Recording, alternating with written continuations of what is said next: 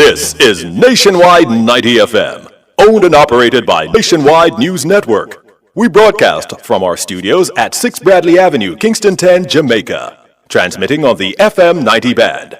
90.3 from Peters Rock in St. Andrew and Murphy Hill in St. Anne. Serving Kingston and St. Andrew, St. Catherine, St. Anne, parts of Clarendon, St. Mary, and St. Thomas. 90.5 from Huntley in Manchester, transmitting to St. Elizabeth, Westmoreland, Manchester, Clarendon, rural St. Andrew, and parts of St. Thomas. And 90.7 from Cooper's Hill in St. Andrew and Flower Hill in St. James, serving Westmoreland, Hanover, St. James, sections of Trelawney, Kingston, St. Catherine, Clarendon, St. Mary, Portland, and St. Anne. Nationwide 90 FM also broadcasts on the World Wide Web on nationwideradiojm.com and on Flow on channel 916. Nationwide 90 FM, a revolution in media. You're listening to Nationwide 90 FM. The time is 6 o'clock.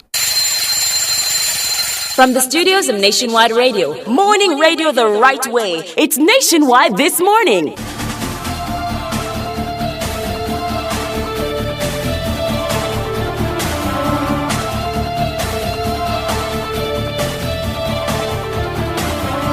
A very good morning to you. I'm Tawna Thomas. Coming up in the news at 6 for this morning, Thursday, July 18, 2024.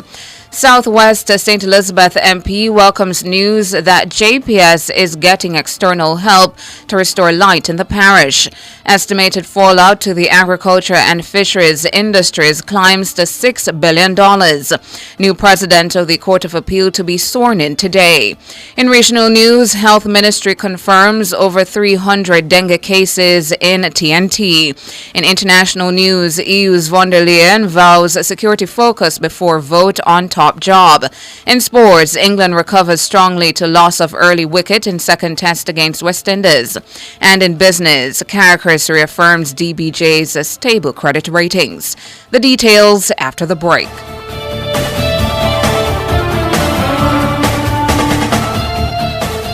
This summer, transform your summer body with the Express Fitness Gym. For just $9,500 on AutoPay, you'll get access to all our locations 24/7. Enjoy free classes, fully air-conditioned facilities, showers, and changing rooms. Plus, our certified trainers are here to help you reach your goals. Visit Express Fitness Gym today. Your goal is our mission. Find a location near you or sign up now at pay.expressfitnessja.com. Catch the first news of the day, a comprehensive package of local, international, sports, and business news. The news at 6 on Nationwide 90 FM. Now to the details. MP for Southwest St. Elizabeth, Floyd Green, is welcoming news that the Jamaica Public Service Company, JPS, is engaging outside help to boost its efforts to restore electricity to sections of the parish. The Light and Power Company has supplemented its resource pool with former employees and has engaged local contractors from the bauxite industry assigned to Hanover and St. Elizabeth. Support has also been sought from the regional Caribbean Electricity Utility Services Corporation. Since Wednesday, we're now 2 weeks in, we have seen progress, right? Clearly having first-hand seen the sort of damage to poles, not only just the poles that were down and broken, but the poles that were just bent out of shape, transformers on the ground. I did appreciate that it would take some time, and I've been communicating that with our citizens. With that said, clearly we do believe that JPS needs more boots on the ground, right? And I think the minister has spoken to that, so I was very happy to hear the announcement that they will be getting some support. Most of St. Elizabeth was left without electricity following the passage of Hurricane Beryl. The storm destroyed more than 200 light posts across the parish. Power has so far been restored to approximately 51% of customers in the parish. JPS has indicated that it is targeting the week ending August 10 for full parish-wide restoration. MP Green says JPS misread the situation in the immediate aftermath of Beryl. because I think even themselves underestimated the extent of the damage. In fact, in fairness to them, when they crafted the plan, they said to us that there's only seen 60% of what had happened in St. Elizabeth. You know, St. Elizabeth and Southwest, what we have, a lot of our population is not by the main road. So when you come off the main road and you go into the lane and then you see those poles that are completely destroyed, you understand the full extent of what has to be done, right? So the truth is, because electricity is so critical to so many other services, the restoration of electricity now is number one priority. Floyd Green, MP for Southwest St. Elizabeth. He was speaking on Nationwide at 5 on Wednesday. And Minister Green says Beryl caused an estimated $6 billion worth of damage to the agriculture and fisheries industries combined. Of the two, money was 4.73 billion on the agriculture side, and on the fishery side about 1 billion. So if we put them together, it's a combined loss to the sector of $5.7 billion. So it is a massive hit for our farmers and fishers across the country. He says that the ministry has already activated its disaster relief and recovery process. The allocation that we have made, looking at our own budget, and reallocated our resources in the first instance to provide immediate response. So while we continue to have discussions with finance about a more substantial program, we would have earmarked $700 million from our production incentive program to provide that immediate response. And that means literally to be able to purchase things like inputs to start providing that to our farmers. Floyd Green, a Minister of Agriculture and Fisheries. Now, the Office of Utilities Regulation, OUR, says customers of the National Water Commission, NWC, filed the most complaints with the regulator for the first quarter of 2024. Mahira Stewart has that story. The OUR report indicates that its Consumer Affairs Unit, CAU, received 736 contacts between January and March this year. This represents an 18% decrease over the preceding quarter. Of that number, 285 pertain to NWC matters, while 262 are Jamaica Public Service Company, JPS, related issues. Telecommunications provider Flow recorded 135 contacts. Billing matters were cited as the main reason utility customers contacted the CAU. The OUR says there was a 10 percentage point increase in those reports for the January to March period this year compared to the preceding period. Billing concerns relating to the NWC and the JPS stood at 217 and 142 respectively. These were the highest numbers for billing-related matters recorded. The OUR says the most significant decreases were in the category of irregular supply, which went down by 70%. Complaints about poor service quality saw a 53% decrease, while complaints about interruption of service went down by 24%. Disconnection was the only main category with an increase in contacts of 20%. Meanwhile, the OUR says $53.4 million were paid out to affected utility customers for service breaches. The utilities regulator says JPS's compliance report on its guaranteed standards performance indicated that it committed 21,669 breaches. This represents a 6% increase this year compared to the first quarter of 2023. The breaches attracted compensatory payments of approximately $48.4 million. This was applied automatically to the affected customers' accounts. The NWC's Guaranteed Standards report for the period showed that 3,066 breaches were committed. This was a 37% increase compared to the previous quarter. The OUR says the NWC's breaches had a potential payout of approximately $14.2 million. However, only $4.4 million of the payments were made through automatic credits to the affected accounts. The OUR notes that the remaining potential payments not made include those breaches for which the affected customers failed to submit the required claim forms for validation. Apart from guaranteed standards compensation, over $500,000 were secured for utility customers through the OUR's intervention review period. The NWC accounted for 91% of that sum. The remaining 9% was shared between Flow and JPS. Mahiri Stewart for Nationwide News. Justice Marvin McDonald Bishop is to be sworn in as the new president of the Court of Appeal on Thursday.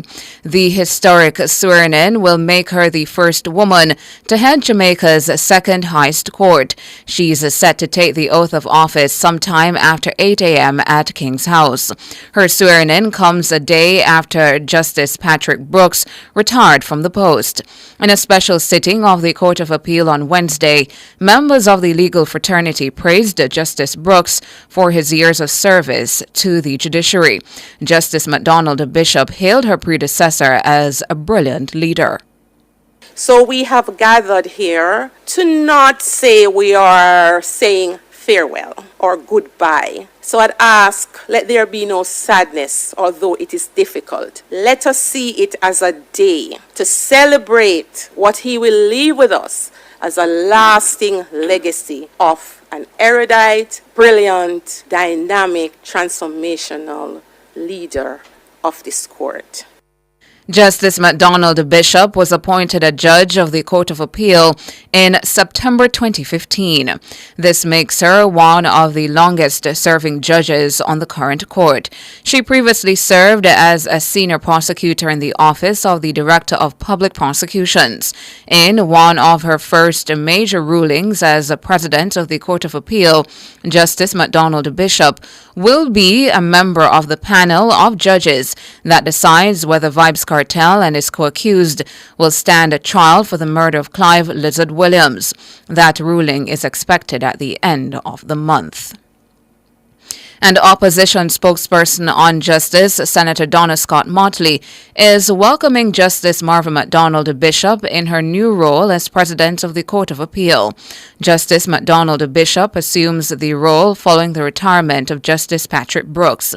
Senator Scott Motley praised Justice Brooks for serving Jamaica with unwavering dedication, integrity, and wisdom. As for Justice McDonald Bishop, Senator Scott Motley says she brings a wealth of experience, exceptional legal acumen, and deep commitment to justice. Senator Scott Motley believes that Justice McDonald Bishop will continue to uphold the highest standards of judicial conduct while leading the Court of Appeal. The opposition says it is looking forward to her contribution to Jamaica's legal system as the Court of Appeal's first female president.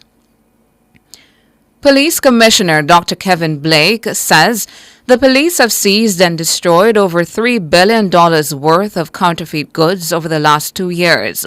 Commissioner Blake touted the seizures as compelling achievements of the JCF's Intellectual Property Unit, IPU. Pre-COVID, the JCF Intellectual Property Unit destroyed over $3 billion worth of counterfeit goods. Post-COVID, between 2022 and 2024, JCF seized approximately $3.35 billion worth of counterfeit goods. 14 persons were brought before the court and convicted for breaches of the Trademark Act, which resulted in over 10 million Jamaican dollars in fines imposed by the court. Dr. Kevin Blake, Commissioner of Police. He was speaking at the JCF's quarterly press briefing on Tuesday. The IPU sits within the Counterterrorism and Organized Crime Investigation branch of the JCF. It enforces intellectual property rights laws in Jamaica, primarily the Trademark Act, the Customs Act, and the Copyright Act. 2 men have been arrested in Lagos, Nigeria, in connection with a cybercrime operation impacting the National Water Commission, NWC. The alleged cybercriminals were detained after they attempted to defraud the NWC of over $1 million. Their apprehension was spearheaded by the Major Organized Crime and Anti-Corruption Agency, MOCA, in partnership with U.S. federal law enforcement and Nigerian authorities.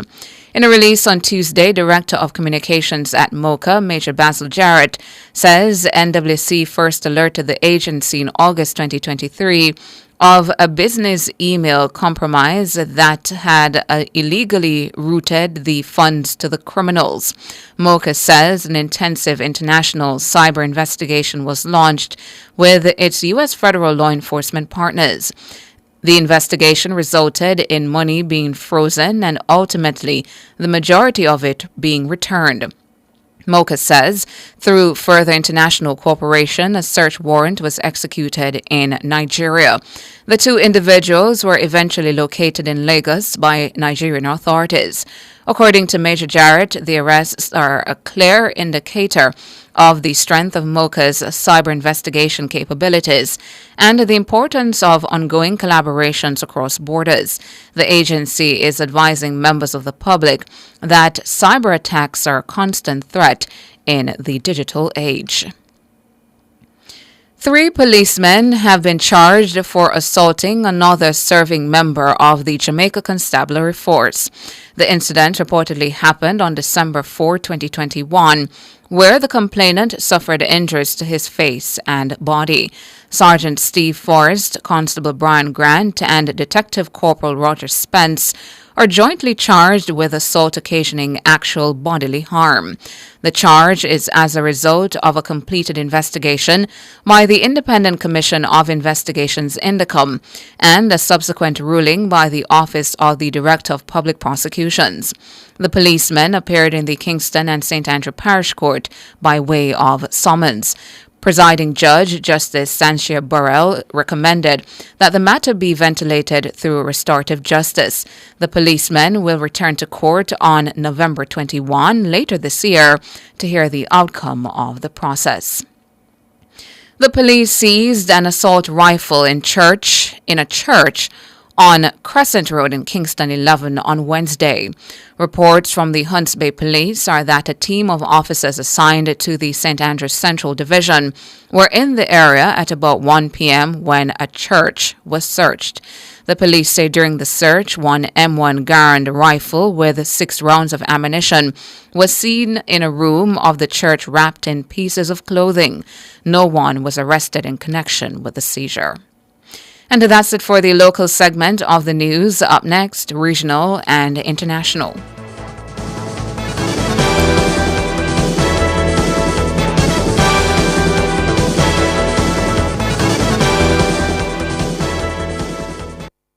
At Design Privacy, we value relationships. Join our exclusive open DPO community and interact with privacy professionals. Share ideas, insightful challenges, and build career-boosting connections with expert advice at your fingertips. Get access to specialized tools, exclusive workshops, and case studies. Enjoy unparalleled networking. Join Design Privacy's open DPO community to expand your expertise and excel in your career. Visit opendpocommunity.com today and take your data privacy skills to the next level. No matter where you come from, the classroom or the boardroom, the farm or the front line, there's no dream too big for us to achieve together. Catch the action live this summer with a 7-day Prime Router plan for $1,100 and enjoy premium access to SportsMax on us. Activate a plan today. One side, one Digicel, one Jamaica. Digicel, better connected.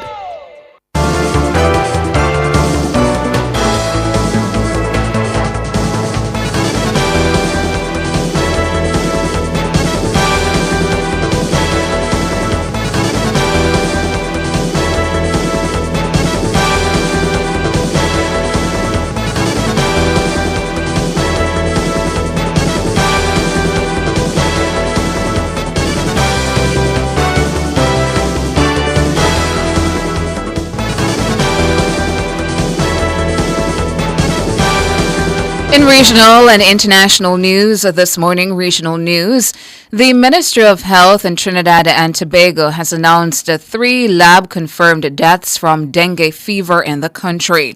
In an update on Wednesday afternoon, the ministry also noted that there are currently 303 active lab-confirmed cases of the virus. Dengue fever is spread by the bite of an infected Aedes aegypti mosquito. The ministry is advising citizens to report suspected dengue cases to the nearest county medical office of health. In international news, European Commission President Ursula von der Leyen has told the European Parliament she will focus on defence, security and climate policy if she is given a second term ahead of a crunch vote in Strasbourg.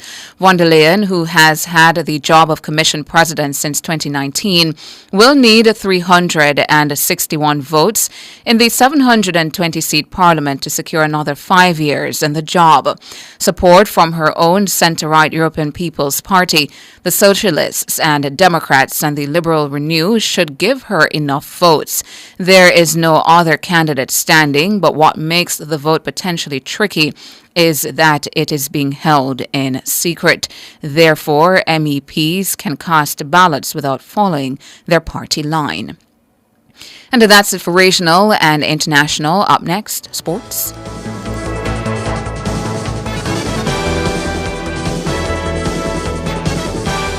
When last you get good bun, you don't know good bun until you have a mother's bakery bun. From you pull open the wrapper and it's soft so till. A sub bun for nice. And from when you take the first bite, love it so till. A sub bun for nice. Beg your piece. Get your own mother's bakery bun. I will buy one off you. Yes, but I will charge a convenience fee. I will take one. Me too. Mother's bakery buns. A sub bun for nice. Try them today. I pursue opportunities. I prepare for opportunities. I plan for opportunities. With Sagicor e-Invest, you can prepare, plan for and pursue IPO opportunities. Browse IPOs, review IPO details and prospectuses. Select and apply for a featured IPO. With Sagicor e-Invest. Think wealth. Visit sagicor.com. Good health starts with proper hydration. Hydrate your body with Hydrate. Hydrate is purified natural water from rocks 110 feet below the ground. You have never tasted water so great, yet so affordable. Yes, taste and experience it for yourself. Water at its best. Hydrate. Available also as purified alkaline water and ultra-purified distilled water. Bottled by LLNSCS Limited, a subsidiary of Max Pharmaceuticals. Call 876-983-6466.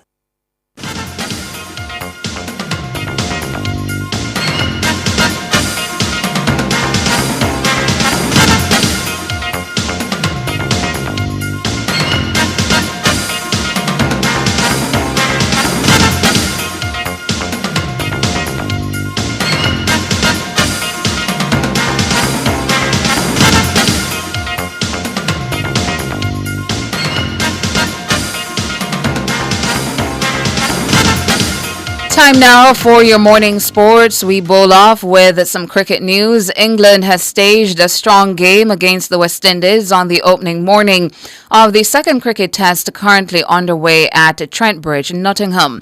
The hosts lost Zach Crawley for naught in the first over of the game, caught off Alzari Joseph. However, they've since moved on to 93 without further loss, with Ben Duckett not out 67 and Ollie Pope 28. England leads the three-match series 1-0. Defending champions Jamaica will resume on 15 for 3, replying to the Leeward Islands 80 all-out.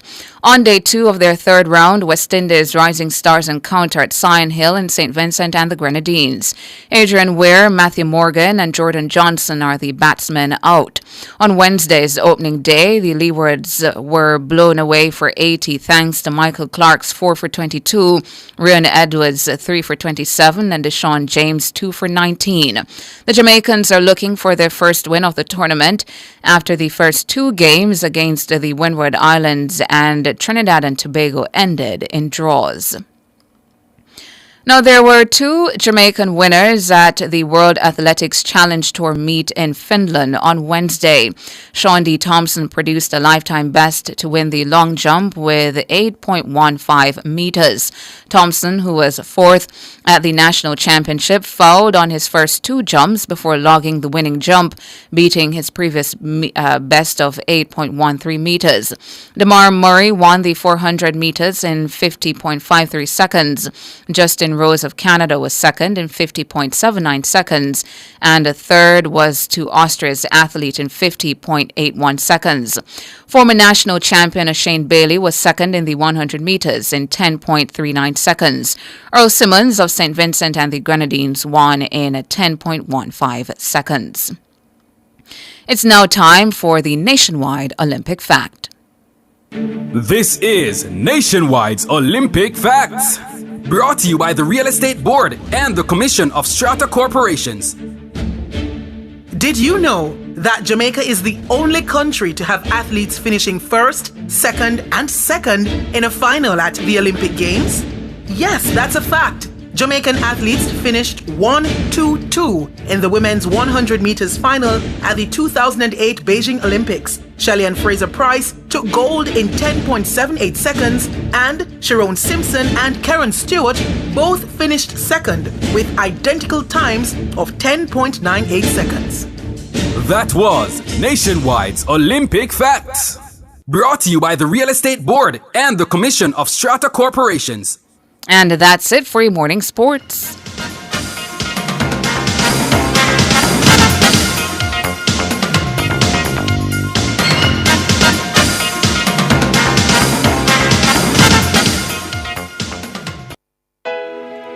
Jamaica, it's here again. Phosphorage Super Summer Sale, July 1 to August 31.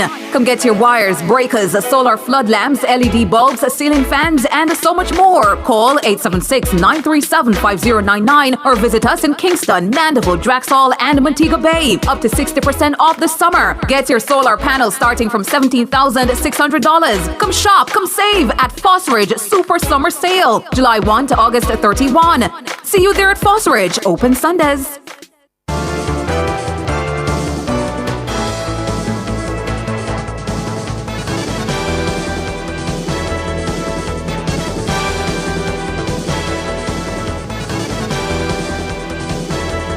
In business this morning, the Caribbean Information and Credit Rating Services Limited, CARICRIS, has reaffirmed the credit ratings of the Development Bank of Jamaica Limited, DBJ, with a stable outlook. On the regional scale, DBJ received strong ratings for local currency and foreign currency, indicating good credit worthiness compared to other Caribbean countries. CARICRIS says these ratings are strengthened by the high likelihood of support from the Jamaican government, the DBJ's sole shareholder. CARICRIS says the stable outlook is based on the expectation that the bank will continue to display good profitability and capitalization levels. It says this is expected to be supported by continued growth in the loan portfolio, the rollout of strategic digitalization initiatives, and new products and services, despite the lingering global uncertainties and elevated inflation. CARICRIS also expects the bank to maintain its key role in sustainable economic growth for the country. DBJ's acting managing director, David Wan, expressed satisfaction with the rating, noting that this affirmation by CARICRIS is a testament to its dedicated efforts in promoting economic resilience and growth. Now, UK billionaire and founder of venture capital conglomerate Virgin Group Limited, Sir Richard Branson, is slated to receive an honorary doctoral degree from the University of the Commonwealth Caribbean UCC at its commencement ceremony. Sir Richard launched Virgin Records in the early 1970s and eventually established the multinational Virgin Group, which covers industries such as music, journalism and nonfiction, business and industry, and space exploration. He will be conferred with an honorary doctorate in business and entrepreneurship. Sir Richard will join 3 outstanding Jamaicans receiving honorary doctoral degrees. UCC says Tourism Minister Edmund Bartlett will receive an honorary doctorate in Hospitality and Tourism Management Award, while Executive Chairman of Sandals Resorts International, Adam Stewart, will receive an honorary doctorate in Business Administration Award. The institution also says Dr. Patricia V. Smith will be conferred with an honorary doctorate in Behavioral Sciences Award. The commencement ceremony, slated for Sunday, July 28, will be held at the National Arena in Kingston at 10:30 a.m. Finally, now in foreign exchange trading this morning, the Jamaican dollar has lost 18 cents and will open trading today, selling for an average $157.32 against the benchmark U.S. dollar. The Jamaican dollar has gained 36 cents and will open trading today, selling for an average $115.65 against the Canadian. And finally, the Jamaican has also gained $3.11 and will open trading this morning, selling for an average $201.40 against the British pound. That's it for business this morning.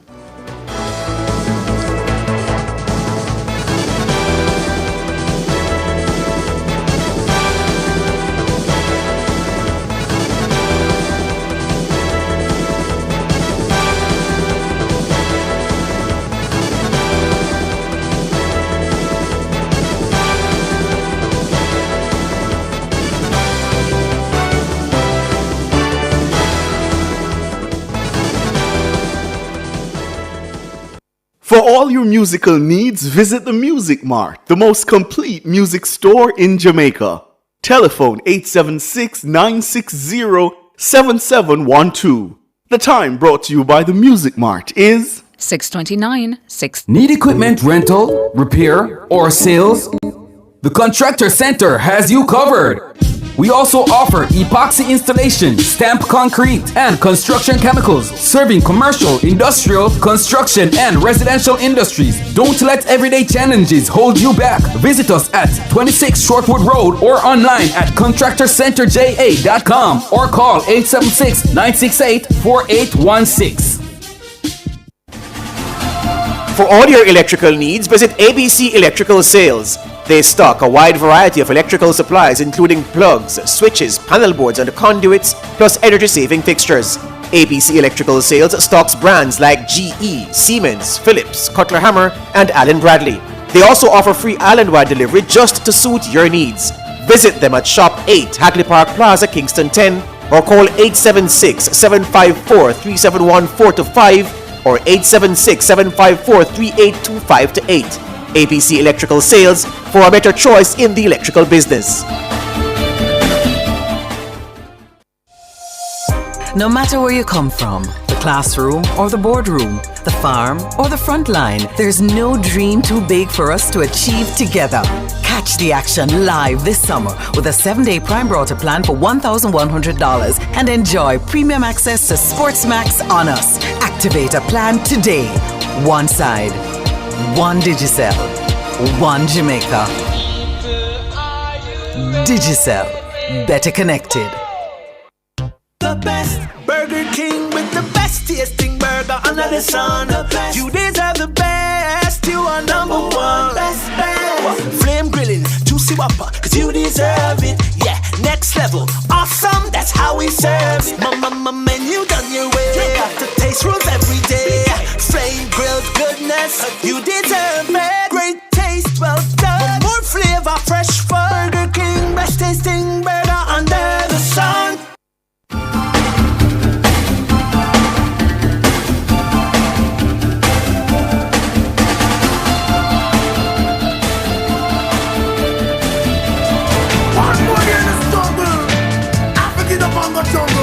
You don't know. Pound a little sugar no pan. We not sleep with trouble no man. Oh, said I had a close one yesterday. Jah put an angel over me. Be strong. All of her meditation. One day things must get better. Don't you go down. Keep your head above the water. Stay.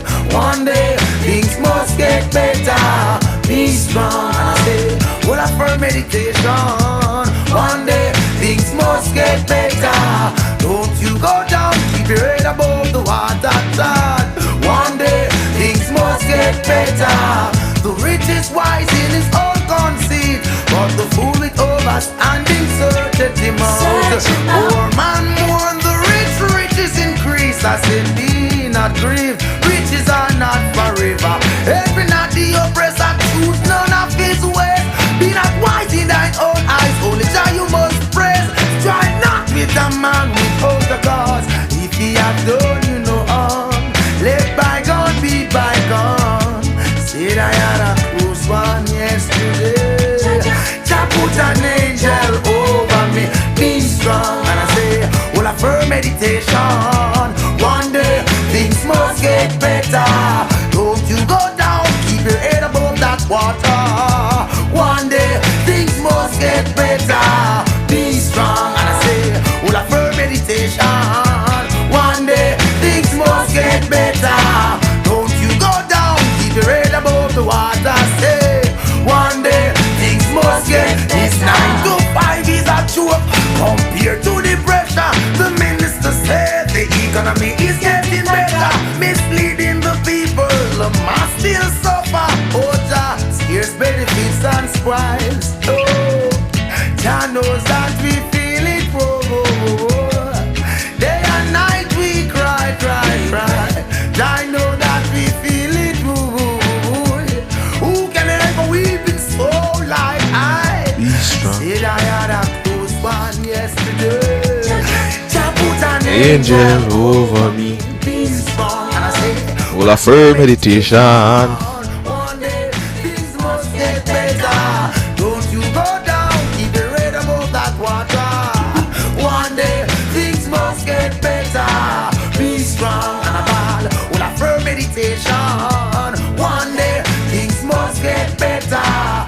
Good morning to you. Good morning to you. You are tuned in to Nationwide this morning. NTM, the big show. Thank you so much for coming on over and joining us in the space. It is Thursday. Happy Thursday to you.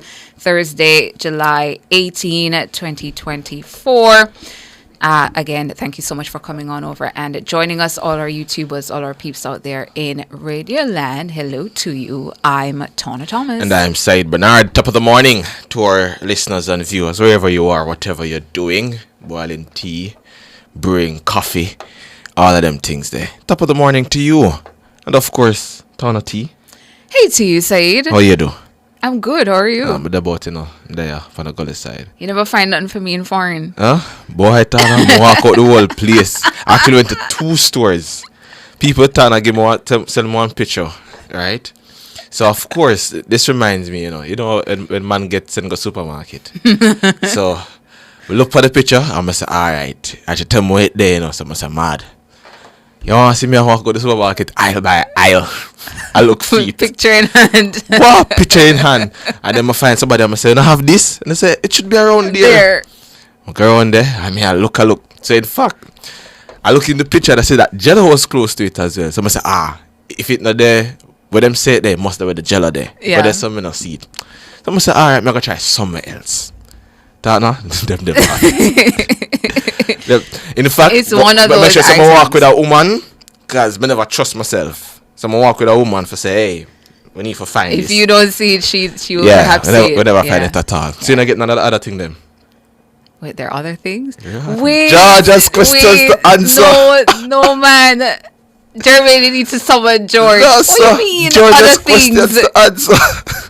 What do you mean other things? You carried other things. I haven't got nothing. No, sir. I haven't got nothing. No, sir. No, sir. That Joshua was used at all. Maybe George gave away all the items already. It looks so. Or perhaps he was ambushed by the staffers and he had no choice. Boy. Yeah. But happy to have you back, Saeed. And hello to you, SH. Somebody was saying a while ago, Saeed, that it looked like you're gaining muscles. Well, you don't know. Good morning to you, Cindy Lynch. And that is why I know say George robbed me. No, we're back at this. Yes, because Tawna, I carry feelings with you. Tawna choose George over me. Tomorrow is Friday. Tawna choose George over me. Another day, Saeed, for you to look from a get good at farm it again. and pasture. I say I can't ragar. Tell the true self-preservation. Listen, Saeed, you have tomorrow again. Bro Fridays. Yeah, you have tomorrow again to go at George if you so choose to do. Yeah. No, Good man. morning to Shines Law Boss and Neva Marshall. Hello to you as well. Albert Morgan, Wilbert Davis. Ian, good morning to you. Good morning, David Meredith here on YouTube. I'm seeing as well Margot Weber. Good morning, Prince Charles, Precious Soul, Jadi, Sashika Palmer. Good morning, Natalie Day. Is this Sam Mitchell or S.A. Mitchell? Good morning. And to all of you who are joining us on, and here goes Homar Nelson. Hello to you as well. Betsy Powell, all of you that you've chosen to come on over to our Nationwide 90 FM live YouTube channel to join Nationwide this morning, engage with us. Very, very happy to have you. Yeah. What's on my mind? I have so much things on my mind this morning. Mm-hmm. But let me start and see where the time brings us. Because when the Integrity Commission's annual report came out, and I saw that there was no update on the investigation that took place, or was to take place. The investigation as it relates to the director that was shot in broad daylight in New Kingston. When I saw it, I said to myself that if the crimes in broad daylight cannot be solved, then we have something on our hands. And I said that in the context, of course to myself, off air, off the record. I said it to myself that there needed to be something done, because it cannot be that we have people getting away with crime in broad daylight. And when I read the remarks of the chairman, I agreed. Then the police did a press conference. The well-respected man of 40 years of the force, Fitz Bailey, stridently said that they are yet to get a report from the victim of that robbery. Yet to get a report. And I saw many persons saying, but can't they go ahead without the report? Can't they investigate without?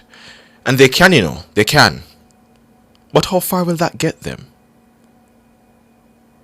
And I'm at pains this morning to understand. While it is that everyone has their right to decide that they're not going to report something, everyone has that right. Everyone has the right to say, I don't want to pursue something. And no one can force you to go to the police. Something of that magnitude that brought so much media attention. Something of that magnitude where the executive director blasted government for the lack of security that the Integrity Commission's offices have been asking for and not getting. Something like that. That had the nation in shock, frankly. Allegedly over 700,000 thereabout. And this person has made no report. None whatsoever. And I frankly believe that Fitzbailey is right. They are owed an apology. I think it's fair play. Because something of that magnitude, one would think that you would assist the police in any way, shape, or form you can. And make a report. And give a statement. Because, ladies and gentlemen, in order for the police to do full investigations, you need what is called a virtual complainant. If the police were to find this person, right? If the police were to find this person, depending on the evidence that they have, the case could make or break on the fact of not having a complainant.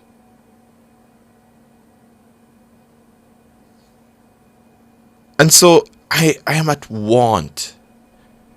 And it's quite curious, to my mind, quite curious, that there was no report given.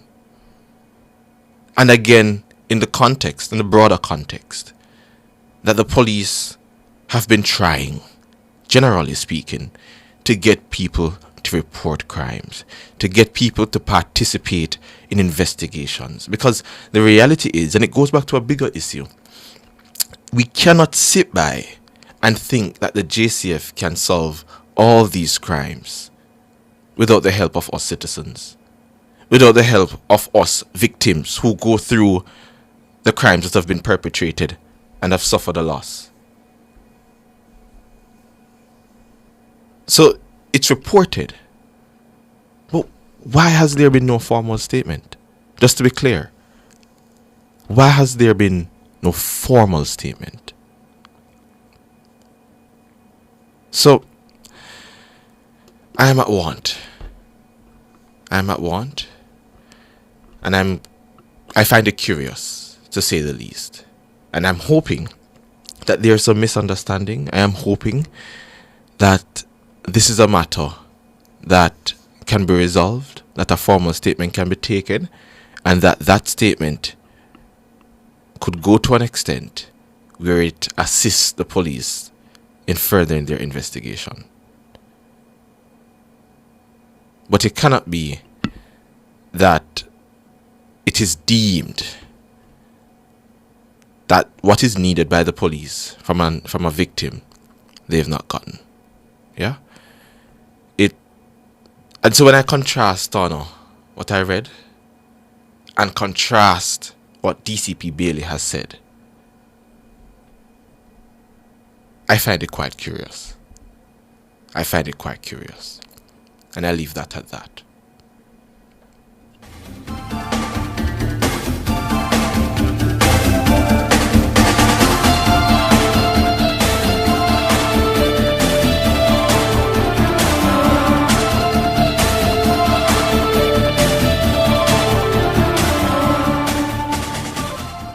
It's This Morning on Nationwide 90 FM. The time is 15 minutes to 7 o'clock.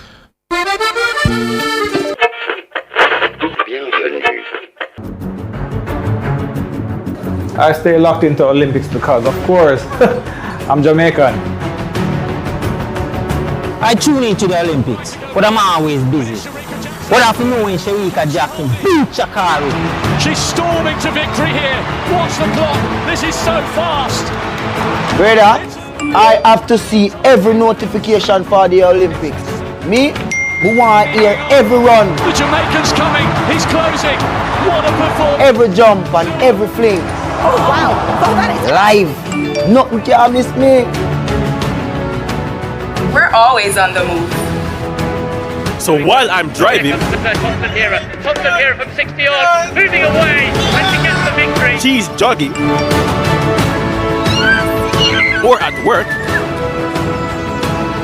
Hurry, the race is about to start. We can't miss a beat. Oh, me? Because we keep it locked. To the only station for the Paris Olympics. Nationwide. 90 FM.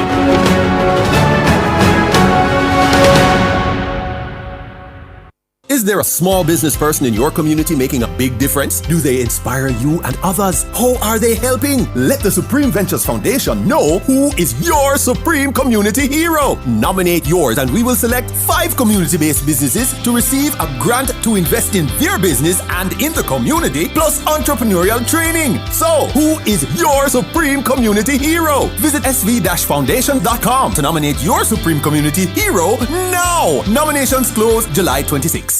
Street Smart and the JUTC Morning Commute is brought to you by JUTC, your route to excellence.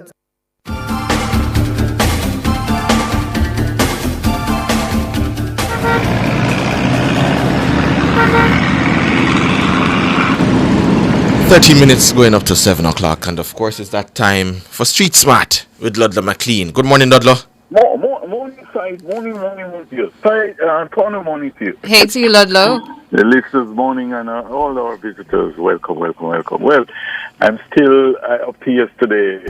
Those lights by Shortwood and Grandstand, and also Shortwood and Upper Waterloo are not working. So I don't know what's going to be happening, but those two areas are quite busy, especially in the evenings.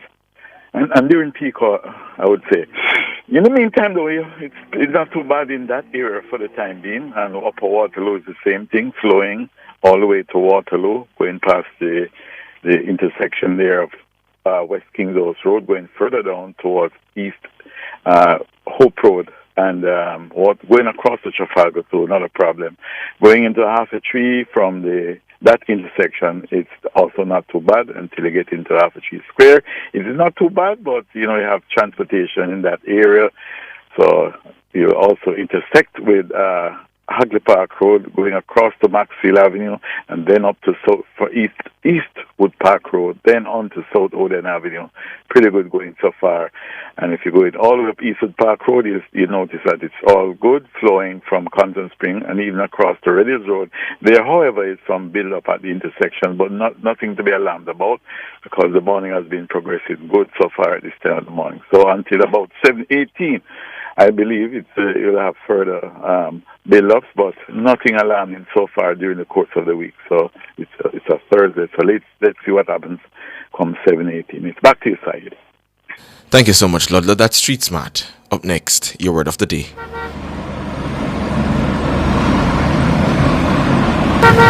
Street Smart and the JUTC Morning Commute was brought to you by JUTC, your route to excellence.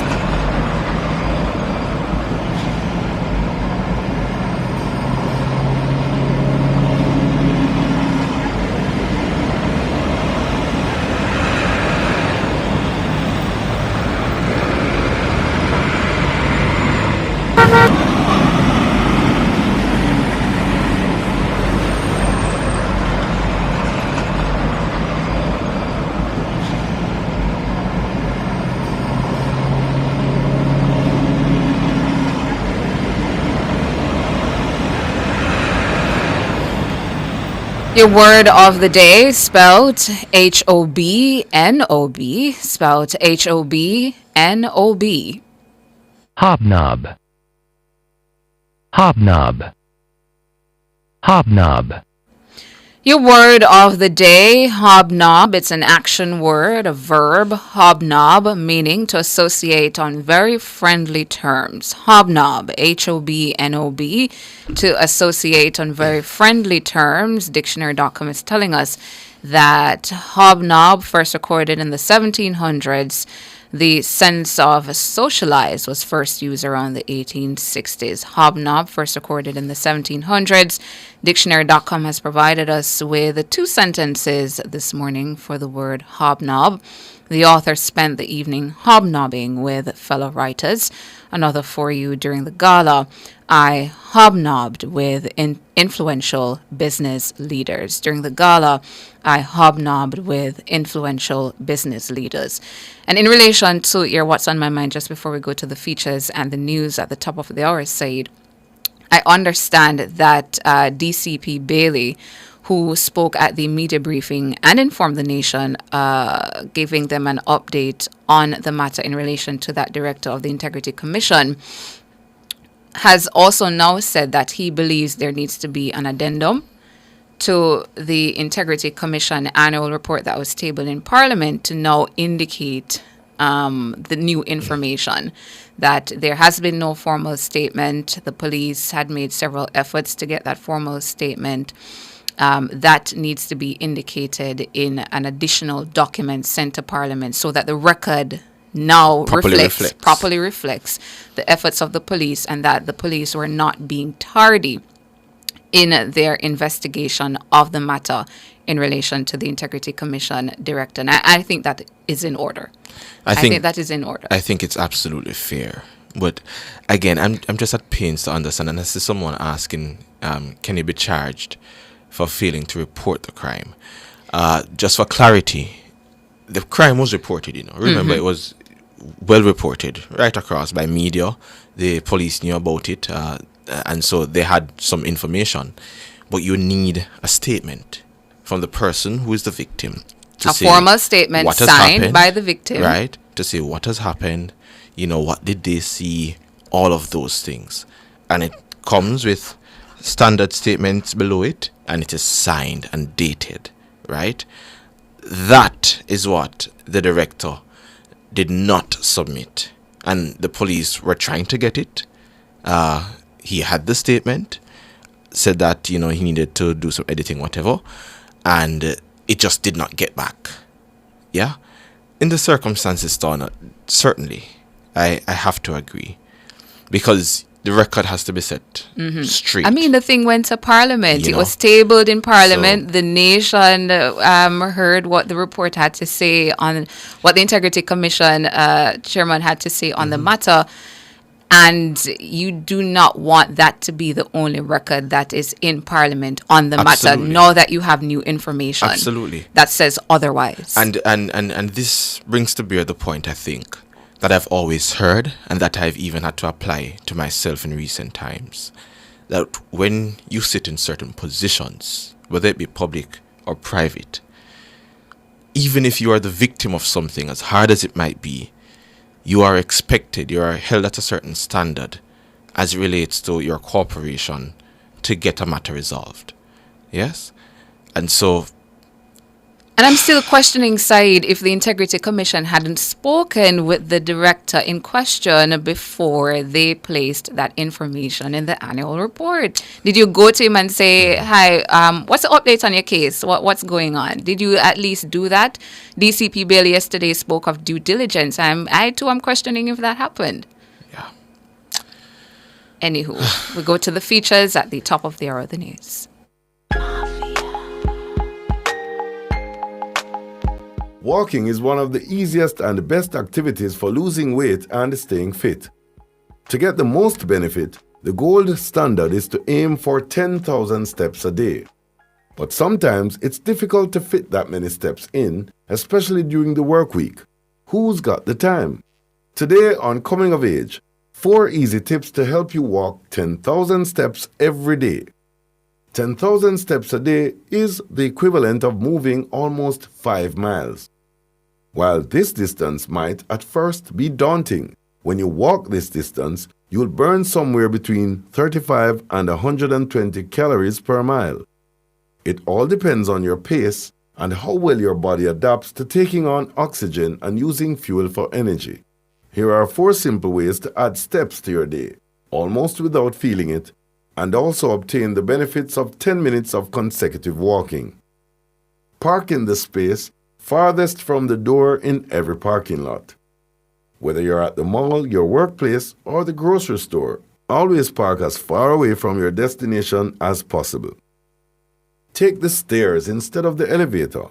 Walking up the stairs will help towards your goal for cardiovascular exercise as well. Use the bathroom farthest from your desk or station at work. If you work in a large building, this makes a big difference. You can even find bathrooms on other floors in a multi-floor office building. And don't forget to take the stairs there and back. Walk during your lunch hour. Take 10 minutes from your allowed lunchtime to go for a walk if you're able. By the end of the week, you want to achieve, at minimum, a total of 150 minutes of consistent movement, but you don't have to follow a structured schedule every day. Go for a 10-minute walk during lunch one day, and the next day, do a 45-minute walk in the morning before work.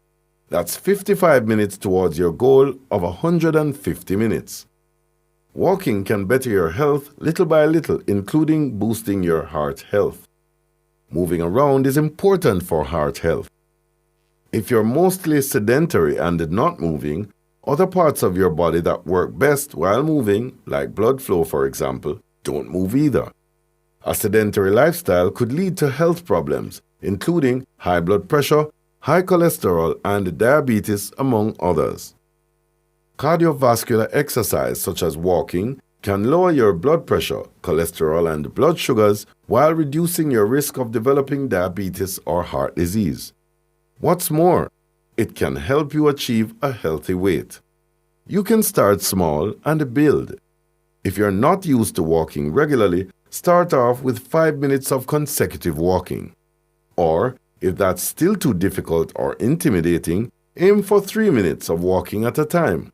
As long as you become more active, you're doing more for your body than sitting down on your couch and just watching TV. Whether you're striving for those 10,000 daily steps or 150 minutes of consecutive steps per week, trying to improve your overall health is your ultimate goal. As long as you begin moving daily, you'll find taking those steps will start becoming easier. Until next time, that's coming of age.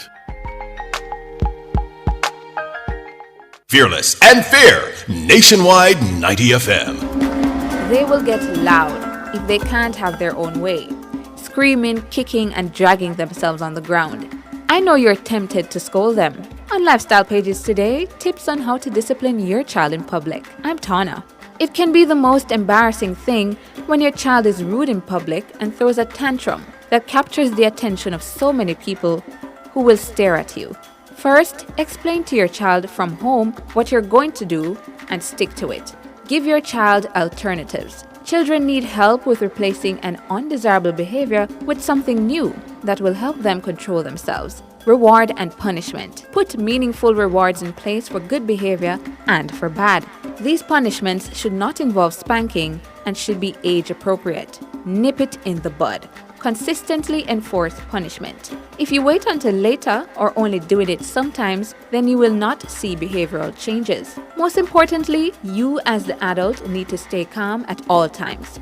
Don't shout, don't argue, and never give up. I'm Tana, and those were your Lifestyle Pages. Nationwide 90 FM, continuing the tradition of fair, fearless, and factual reporting. From Negril Point to Morant Bay, a little kindness can go a far way. The time by the Jamaica Information Service is News time 7 o'clock. If you need to build it, plumb it, weld it, pave it, or power it, National Supply has it. Get the best brands for the job at Jamaica's Industrial Hardware Superstore, Kingston Normal Bay. The temperature by National Supply is 28 degrees Celsius in Kingston, 29 degrees Celsius in Montego Bay. The most credible news in the morning. The news at 7 on Nationwide 90 FM. Coming up in the news this morning, Thursday, July 18, 2024, Southwest St. Elizabeth MP welcomes news that JPS is getting external help to restore power to the parish. Estimated fallout to the agriculture and the fisheries industries climbs to $6 billion.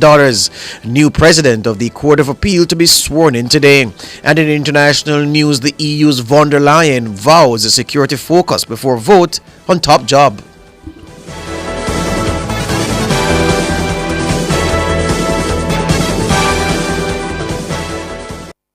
News at 7 is brought to you by Hyundai. Modern, premium, affordable vehicles. If it's news, it's got to be Nationwide 90 FM.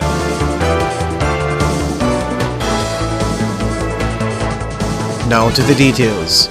The Member of Parliament for Southwest St. Elizabeth, Floyd Green, is welcoming news that the Jamaica Public Service Company, JPS, is engaging outside help to boost its efforts to restore electricity to sections of the parish. The Light and the Power Company has supplemented its resource pool with former employees and has engaged the local contractors from the bauxite industry assigned to Hanover and St. Elizabeth. Support has also been sought from the Regional Caribbean Electricity Utility Services Corporation.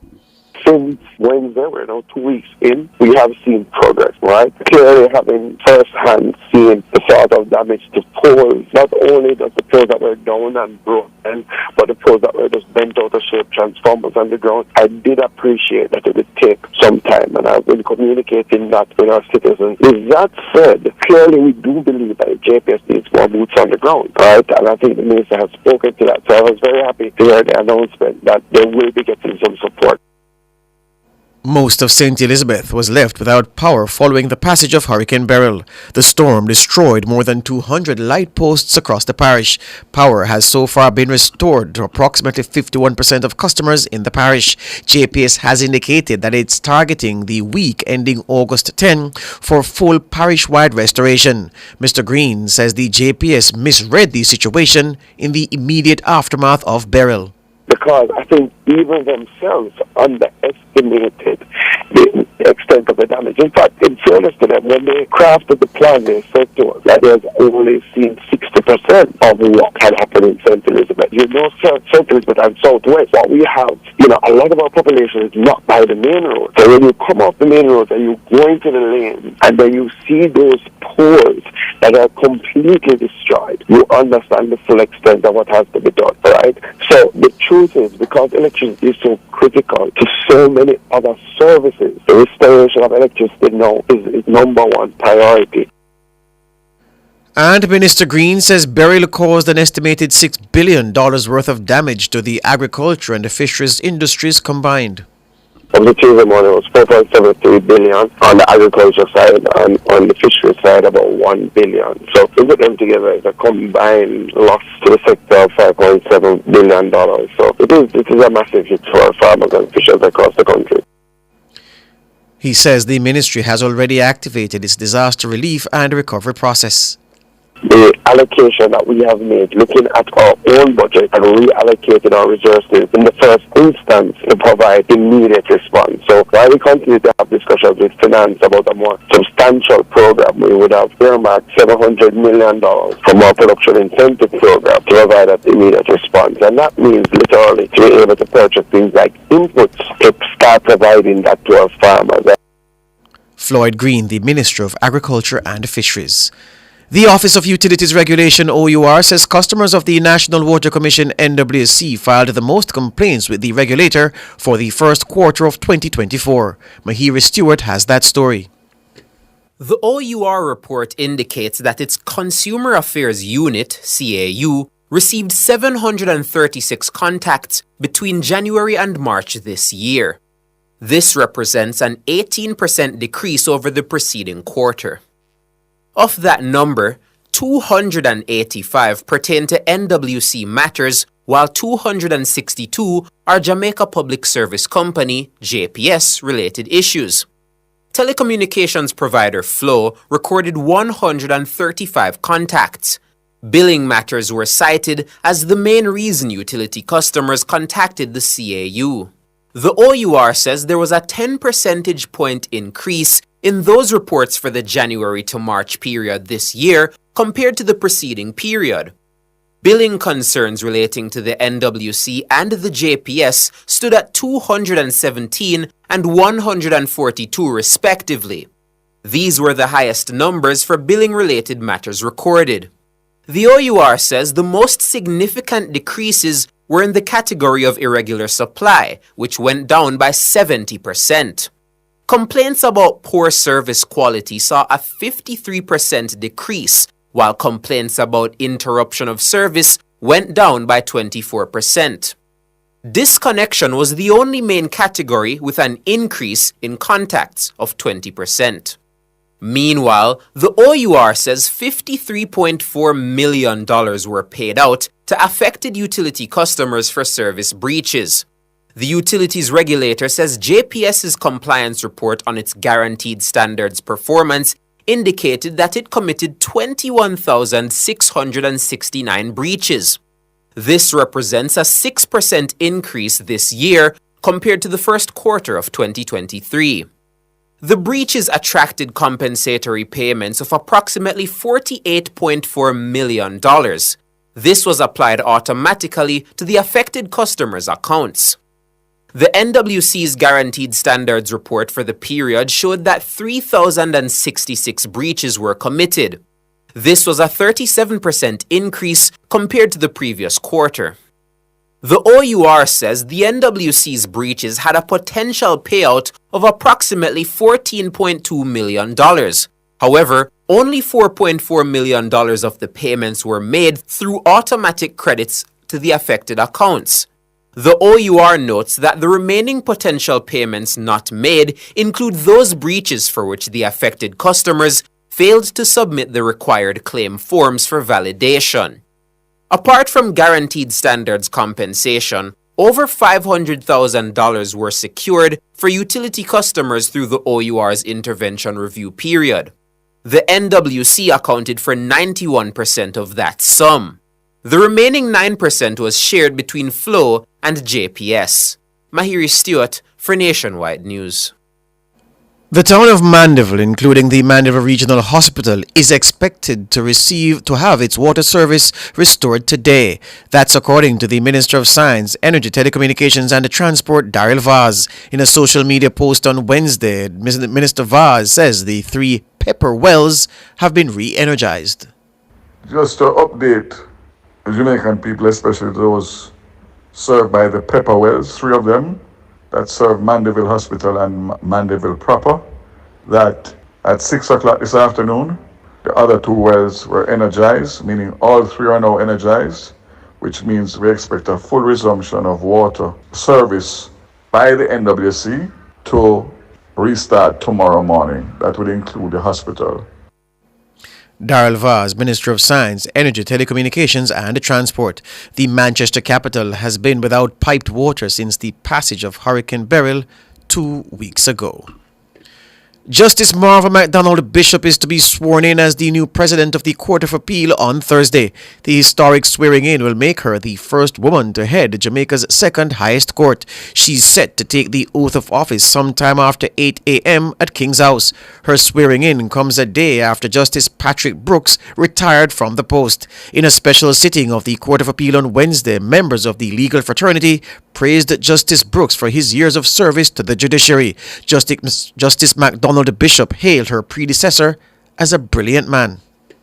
So we have gathered here to not say we are saying farewell or goodbye. So I'd ask, let there be no sadness, although it is difficult. Let us see it as a day to celebrate what he will leave with us as a lasting legacy of an erudite, brilliant, dynamic, transformational leader of this court.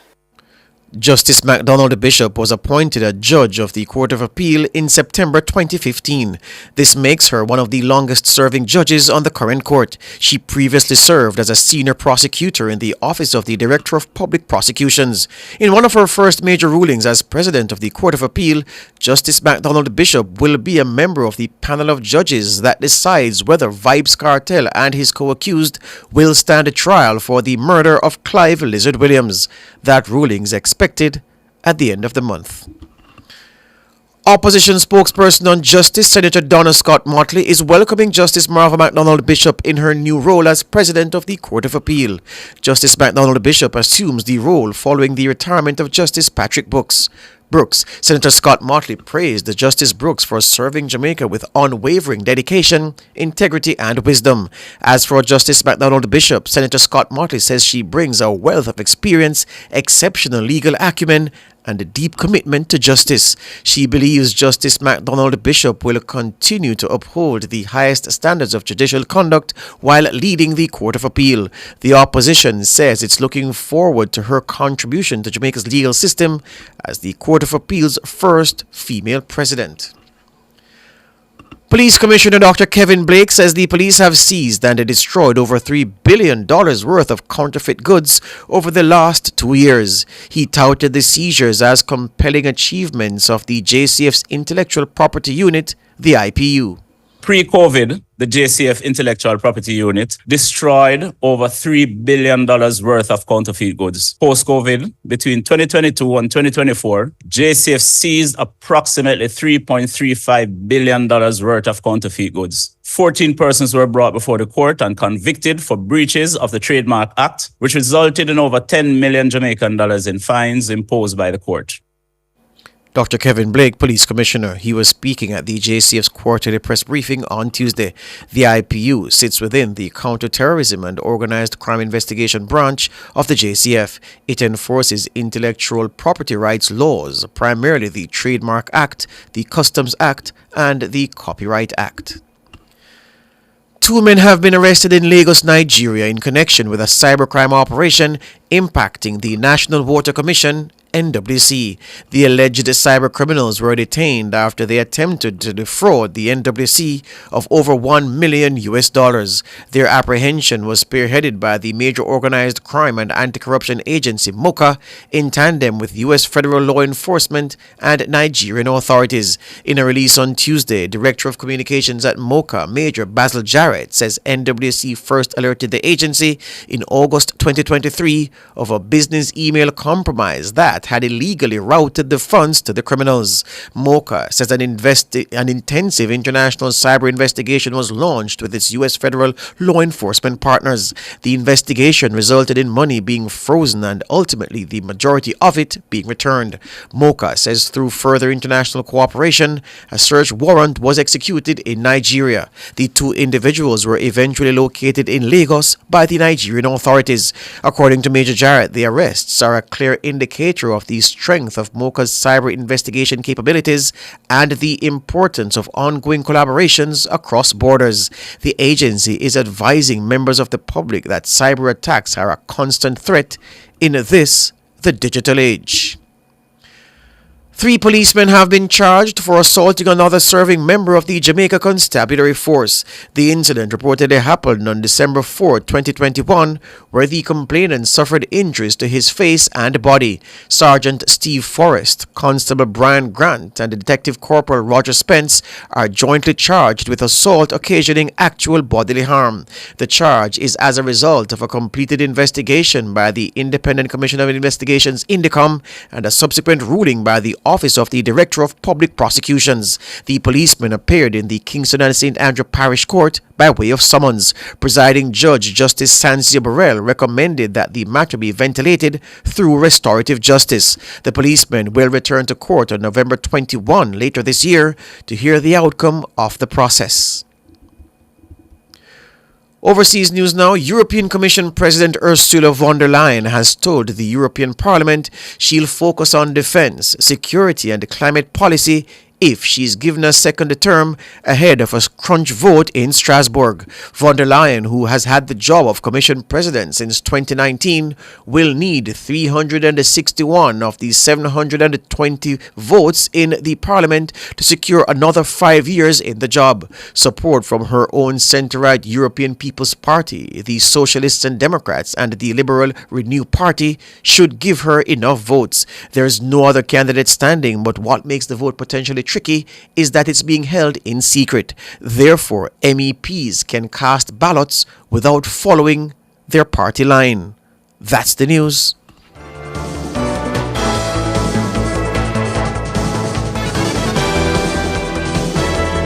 News at 7 was brought to you by Hyundai. Modern, premium, affordable vehicles.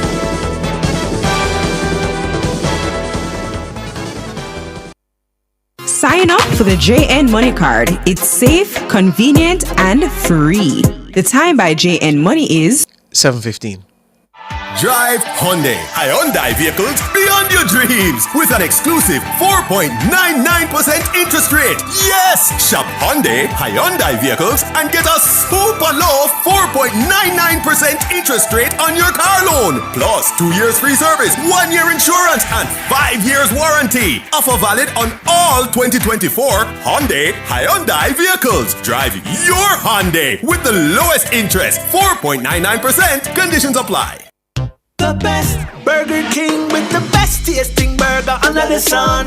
You deserve the best, you are number one. Best.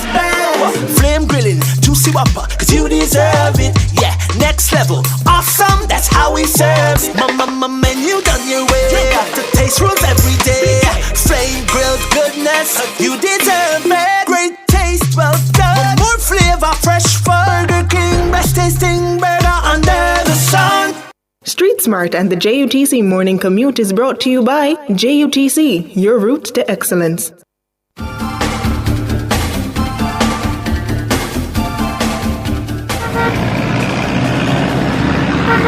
Just Before we hit the streets to make the link with Ludlow McLean, news just coming out is that Ursula von der Leyen has won a second term as President of the European Commission.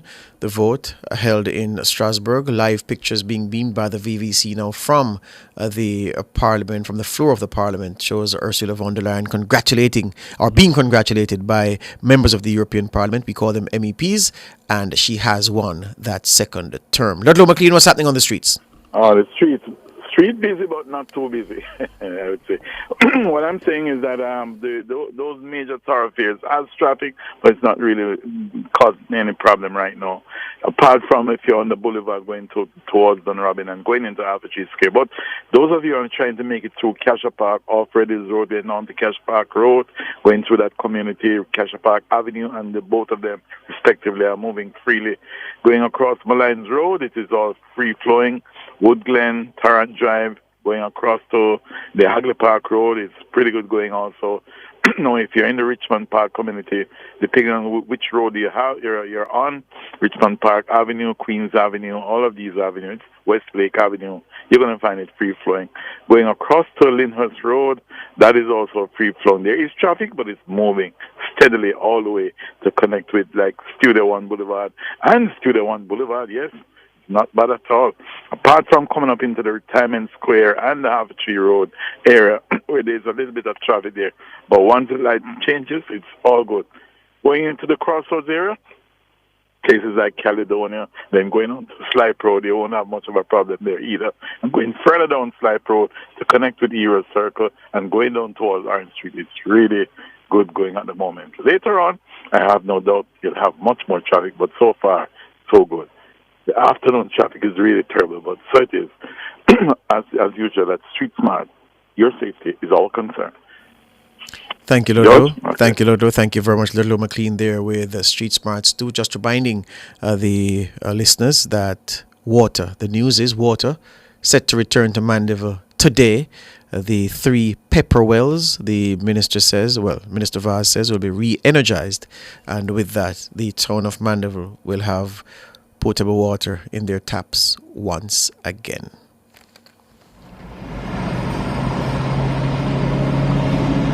Street Smart and the JUTC Morning Commute was brought to you by JUTC, your route to excellence.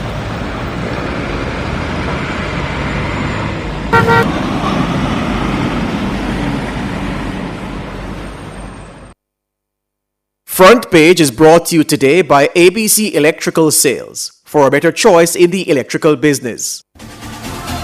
For all your electrical needs, visit ABC Electrical Sales. They stock a wide variety of electrical supplies including plugs, switches, panel boards and conduits, plus energy-saving fixtures. ABC Electrical Sales stocks brands like GE, Siemens, Philips, Cutler Hammer and Allen Bradley. They also offer free island-wide delivery just to suit your needs. Visit them at Shop 8, Hagley Park Plaza, Kingston 10, or call 876-754-3714-5 or 876-754-3825-8. ABC Electrical Sales, for a better choice in the electrical business.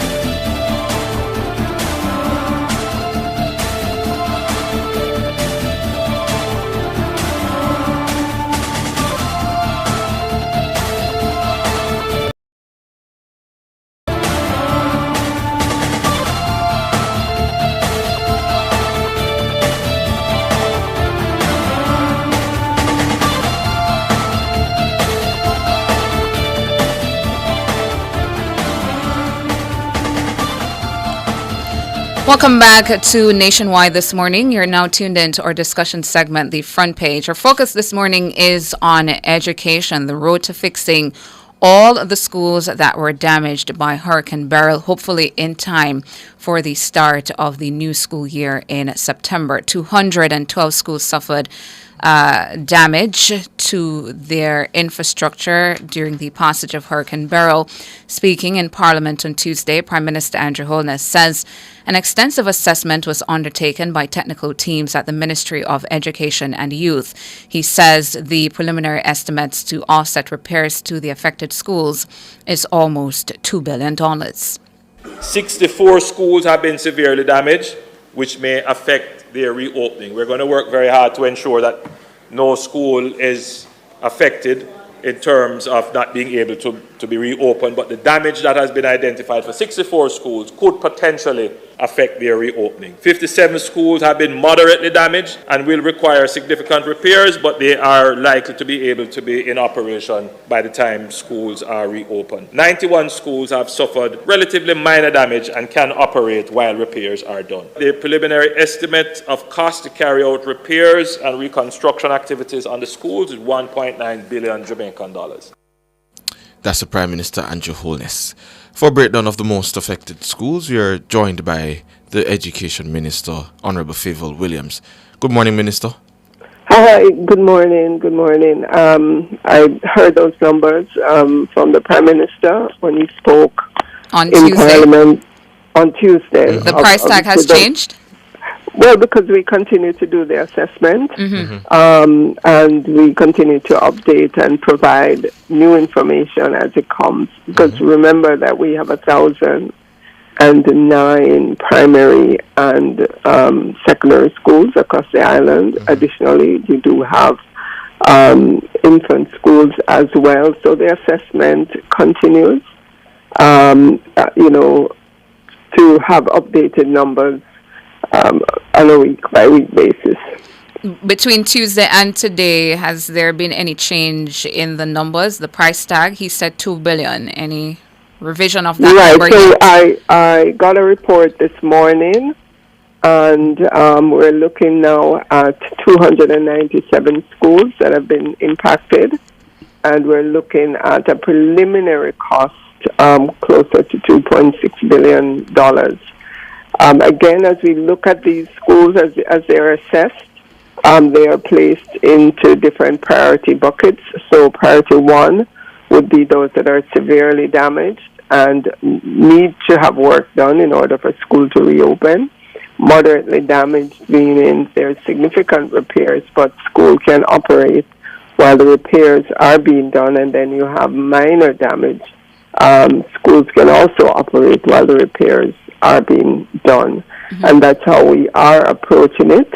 I know our permanent secretary has activated the emergency procurement in terms of getting contractors to begin the work with, whatever resources we have currently, as we seek to get more, because this price tag of what is now $2.6 billion is not something that was budgeted for, but we have to look. We begin by looking within our budget to see what's available, what can be reallocated, and we look to central government, Ministry of Finance, and the Public Service for additional sums to help us through. And as it relates to the timeline, Minister, funds to be dispersed across the 7 regions by July 17. That was yesterday. Did we meet that deadline? Right. So we are doing what we can to position the regions to respond to situations in the various schools. And I know from the Central Ministry's perspective, the process to identify contractors and put those contracts in place is well advanced.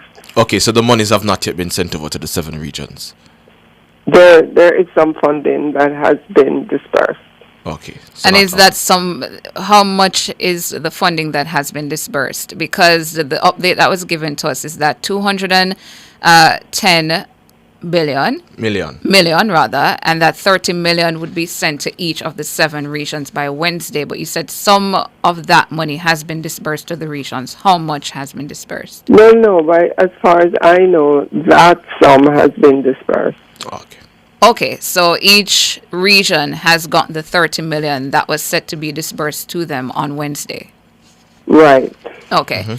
And as it relates to the tranche of regular grants and maintenance grants, how do you expect that will help to offload the pressure in the rehabilitation efforts for the institutions?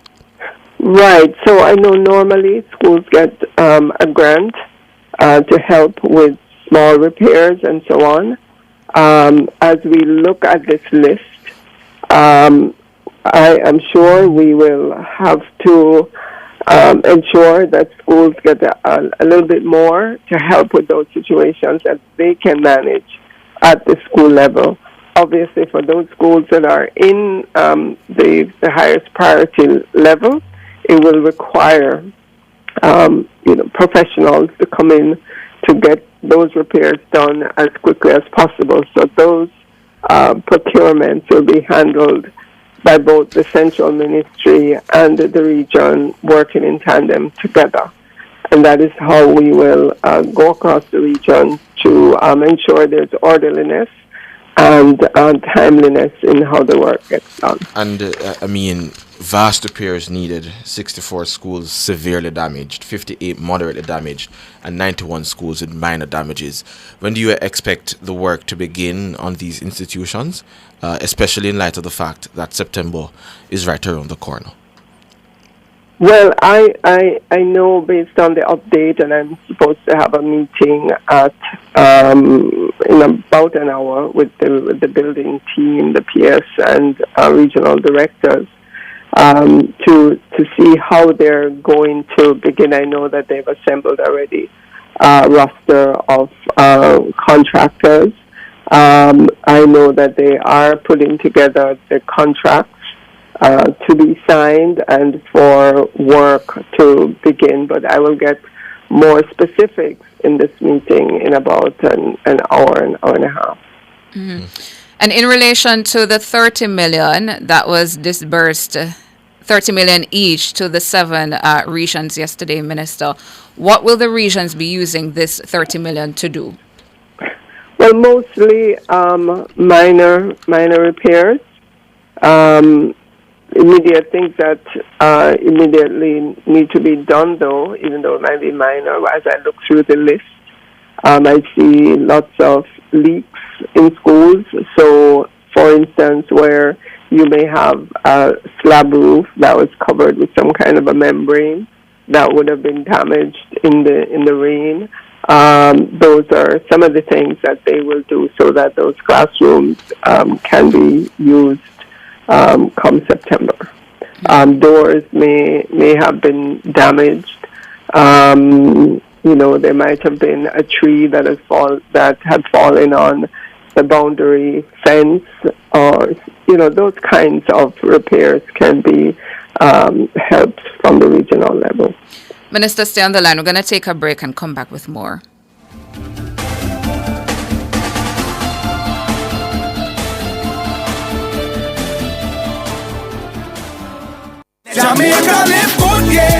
Give up every illegal gun. Call the police at 119 or Crime Stop at 311. The time by the Ministry of National Security is 7:30.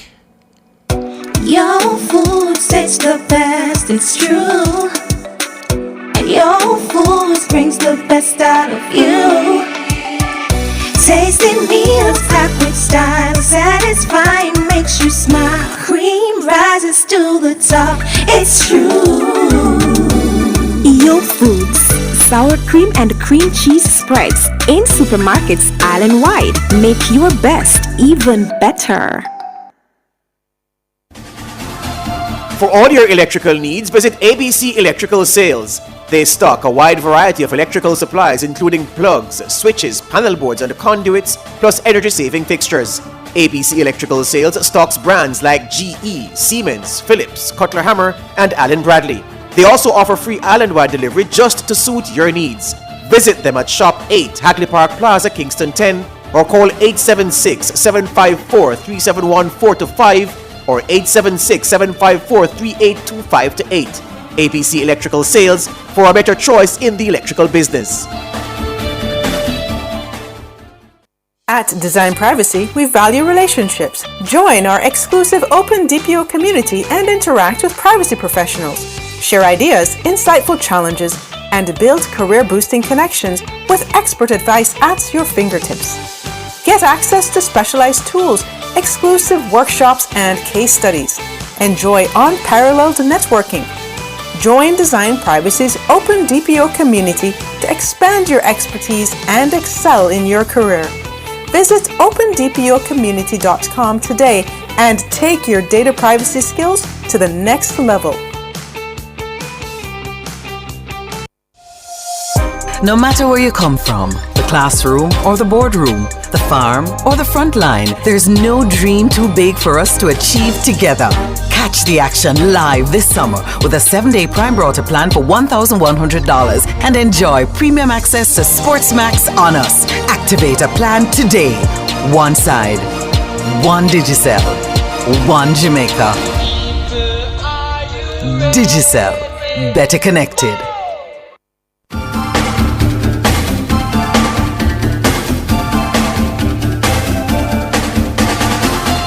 Welcome back to Nationwide this morning, having a conversation with the Education Minister, Favour Williams, about getting all of our schools that were damaged during Hurricane Beryl ready in time for the start of the new school year in September. Minister Williams told us before the break that there are revised numbers in relation to the damage price tag in the education sector. It was at $2 billion when the Prime Minister spoke in the House of Representatives on Tuesday. It's a fluid number. The Education Ministry, their teams have been able to do further assessment.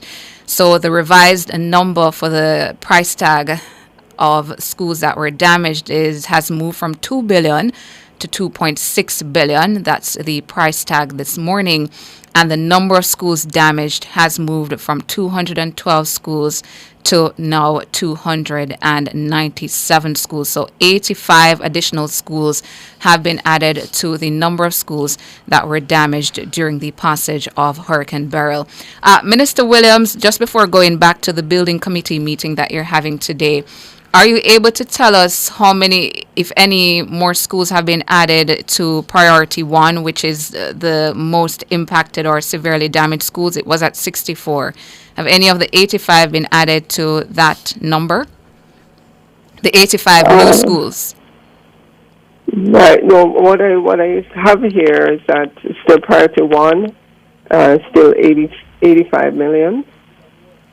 It's now 85 schools, 85 million. 85 schools. It's now 85 schools, Priority 2, 100, and Priority 3, 119.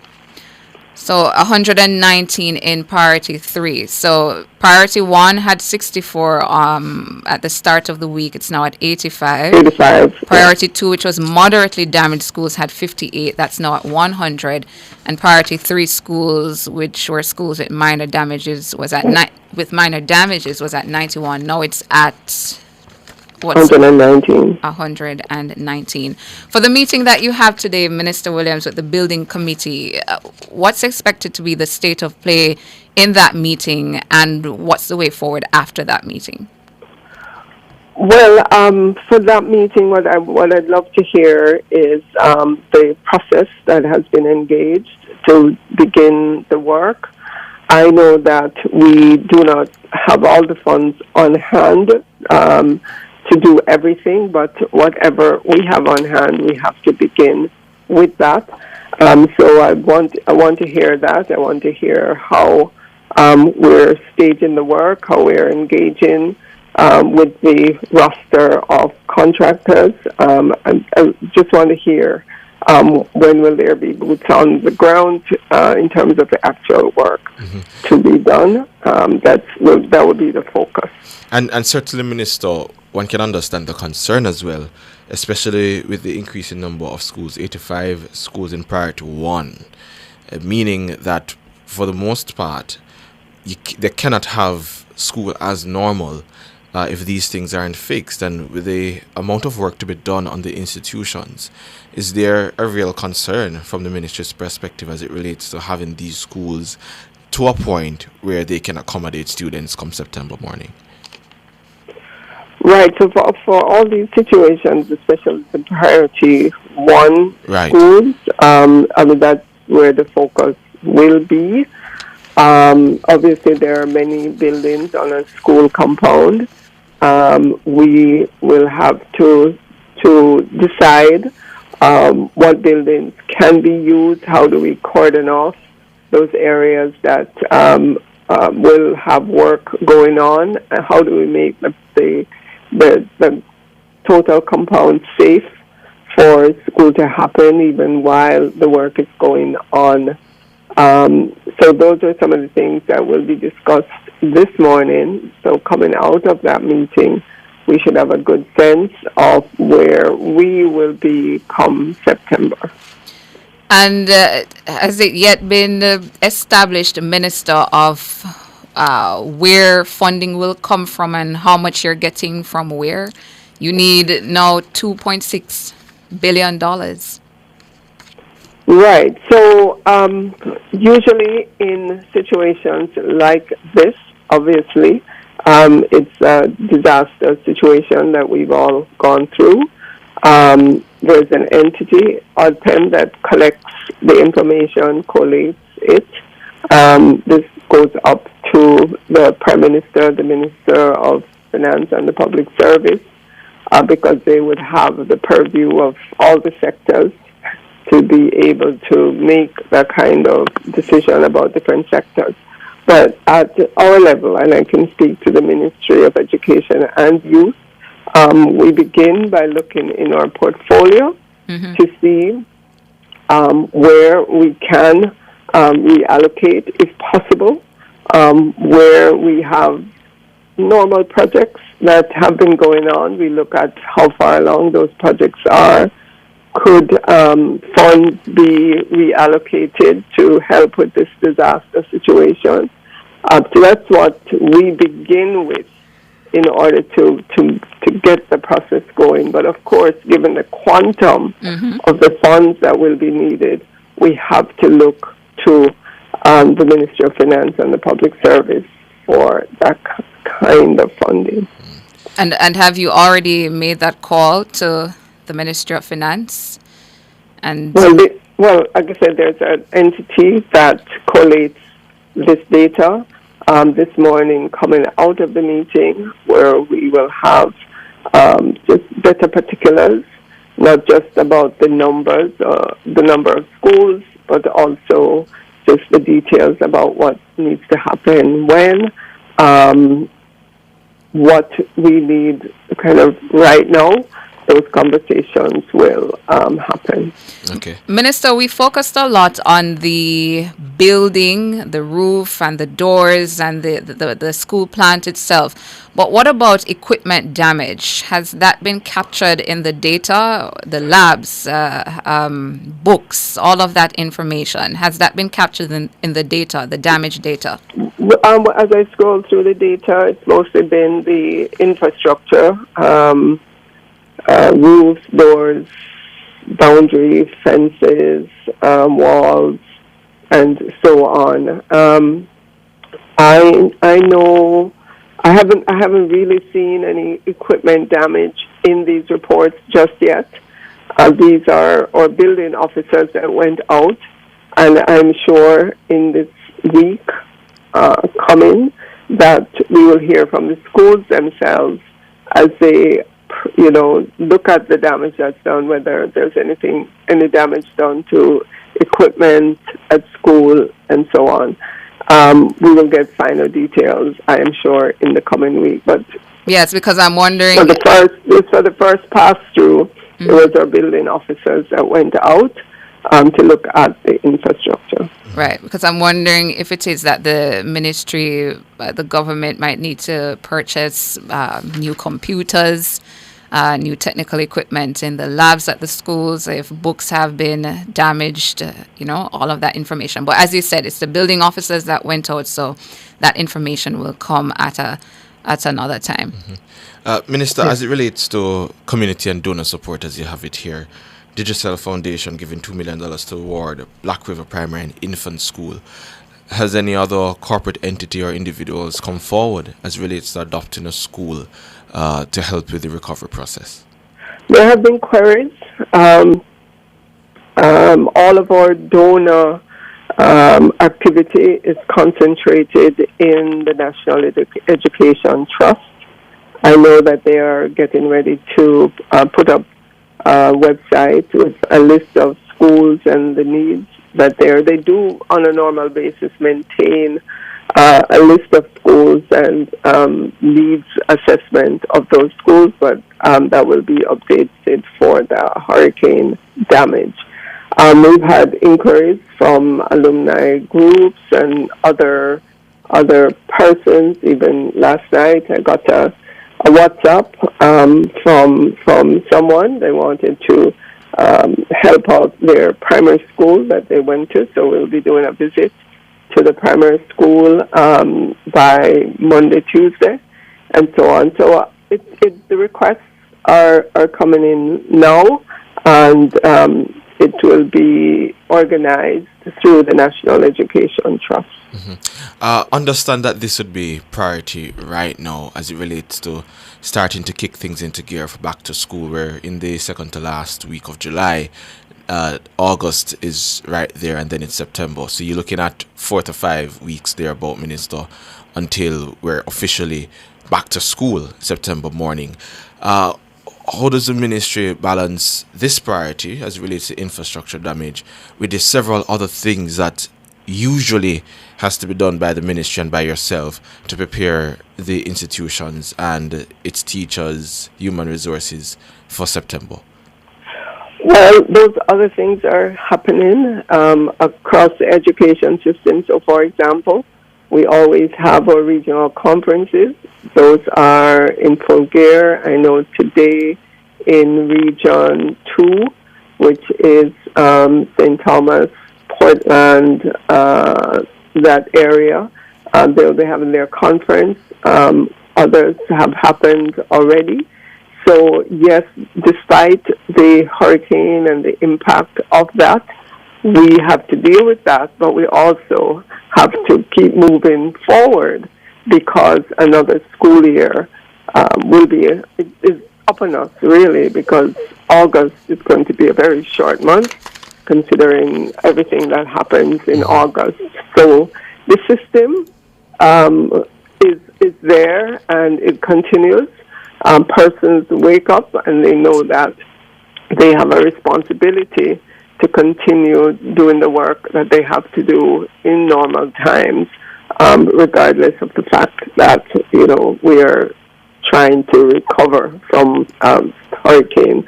The work does not stop. Yeah. And in the time that we have left, Minister Williams, since the passage of Hurricane Beryl, the president of the Jamaica Teachers Association, Leighton Johnson, he has suggested an emergency disaster fund and the insuring of schools against these sort of events. Is this something that you're considering? Well, I know we had a meeting, our normal monthly meeting with the JTA yesterday, and the president brought that to the table as well. We talked about it. The commitment I gave was that this is a topic that I would discuss with the Ministry of Finance and the Public Service, because it's going to require an assessment of schools, an idea of what such an insurance would cost and so forth. But I also took the opportunity to explain just the bigger insurability that the government undertakes in terms of the different layers of response to disaster that government has put in place over the years. Yes. The insurance with CREF, I'm sure everybody heard the news as to what that payout would be. Many times the Minister of Finance has also talked about the catastrophe bond that's in place. There are several layers of, I call it insurability, or, for the country as a whole. And for schools, we would have to see how, I know schools are in that because these layers of protection are for government assets all over, including schools. So the conversation would be, would there need to be a specific insurance for schools? That's a question to be asked, and of course, it would be easy to look at the data, to look at projections, to see if that makes, if it would be good to do that relative to all the other things that the government has put in place, all the other layers. All the other instruments. Yeah. Well, Minister, all the best to you and your team over the Ministry of Education. Have a lot of work to do ahead of September morning when our students return to school. Thank you so much for your time this morning. Thank you for having me. Faithful Williams, the Education Minister, talking to us about the work that's set to get underway to fix all the damaged schools across the country. 297 of them. The price tag this morning, a fluid price tag still, $2.6 billion to fix all the schools damaged during the passage of Hurricane Beryl. Going to take a break and come back with more.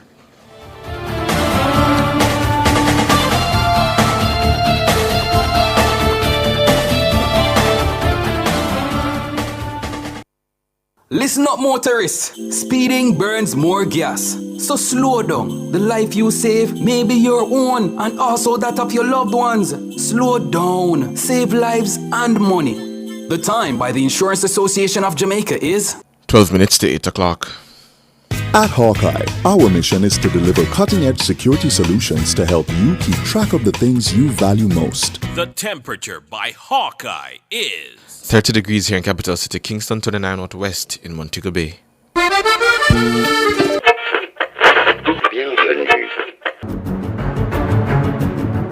I stay locked into Olympics because, of course, I'm Jamaican. I tune into the Olympics, but I'm always busy. What have you know when Sharika Jackson beat Shakari? She's storming to victory here. Watch the clock. This is so fast. Brother, I have to see every notification for the Olympics. Me, we want to hear every run. The Jamaican's coming. He's closing. What a performance. Every jump and every fling. Oh, wow. So that is live. Nothing can miss me. We're always on the move. So while I'm driving, Thompson here from 60 yards, moving away, and she gets the victory. she's jogging. Or at work, Hurry, the race is about to start. we can't miss a beat. Oh, me? Because we keep it locked. To the only station for the Paris Olympics. Nationwide. 90 FM.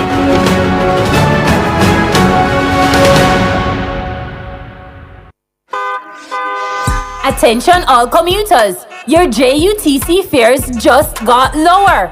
Use your Smarter card today and pay only $50. Yes, only $50. Travel safe and hassle-free with the JUTC using your Smarter card. But wait, there's more. Get 3 free rides with your first Smarter card top-up before May 31. With your Smarter card, paying your fare is easier. Say goodbye to coins and hello to hassle-free travel. Don't miss this opportunity when you travel with the JUTC, your route to excellence. Conditions apply. Drive Hyundai. Hyundai vehicles beyond your dreams with an exclusive 4.99% interest rate. Yes! Shop Hyundai vehicles and get a super low 4.99% interest rate on your car loan. Plus 2 years free service, 1 year insurance, and 5 years warranty. Offer valid on all 2024 Hyundai vehicles. Drive your Hyundai with the lowest interest, 4.99%. Conditions apply. I pursue opportunities. I prepare for opportunities. I plan for opportunities. With Sagicor e-Invest, you can prepare, plan for, and pursue IPO opportunities. Browse IPOs, review IPO details and prospectuses. Select and apply for a featured IPO. IPO with Sagicor e-Invest. Think wealth. Visit sagicor.com.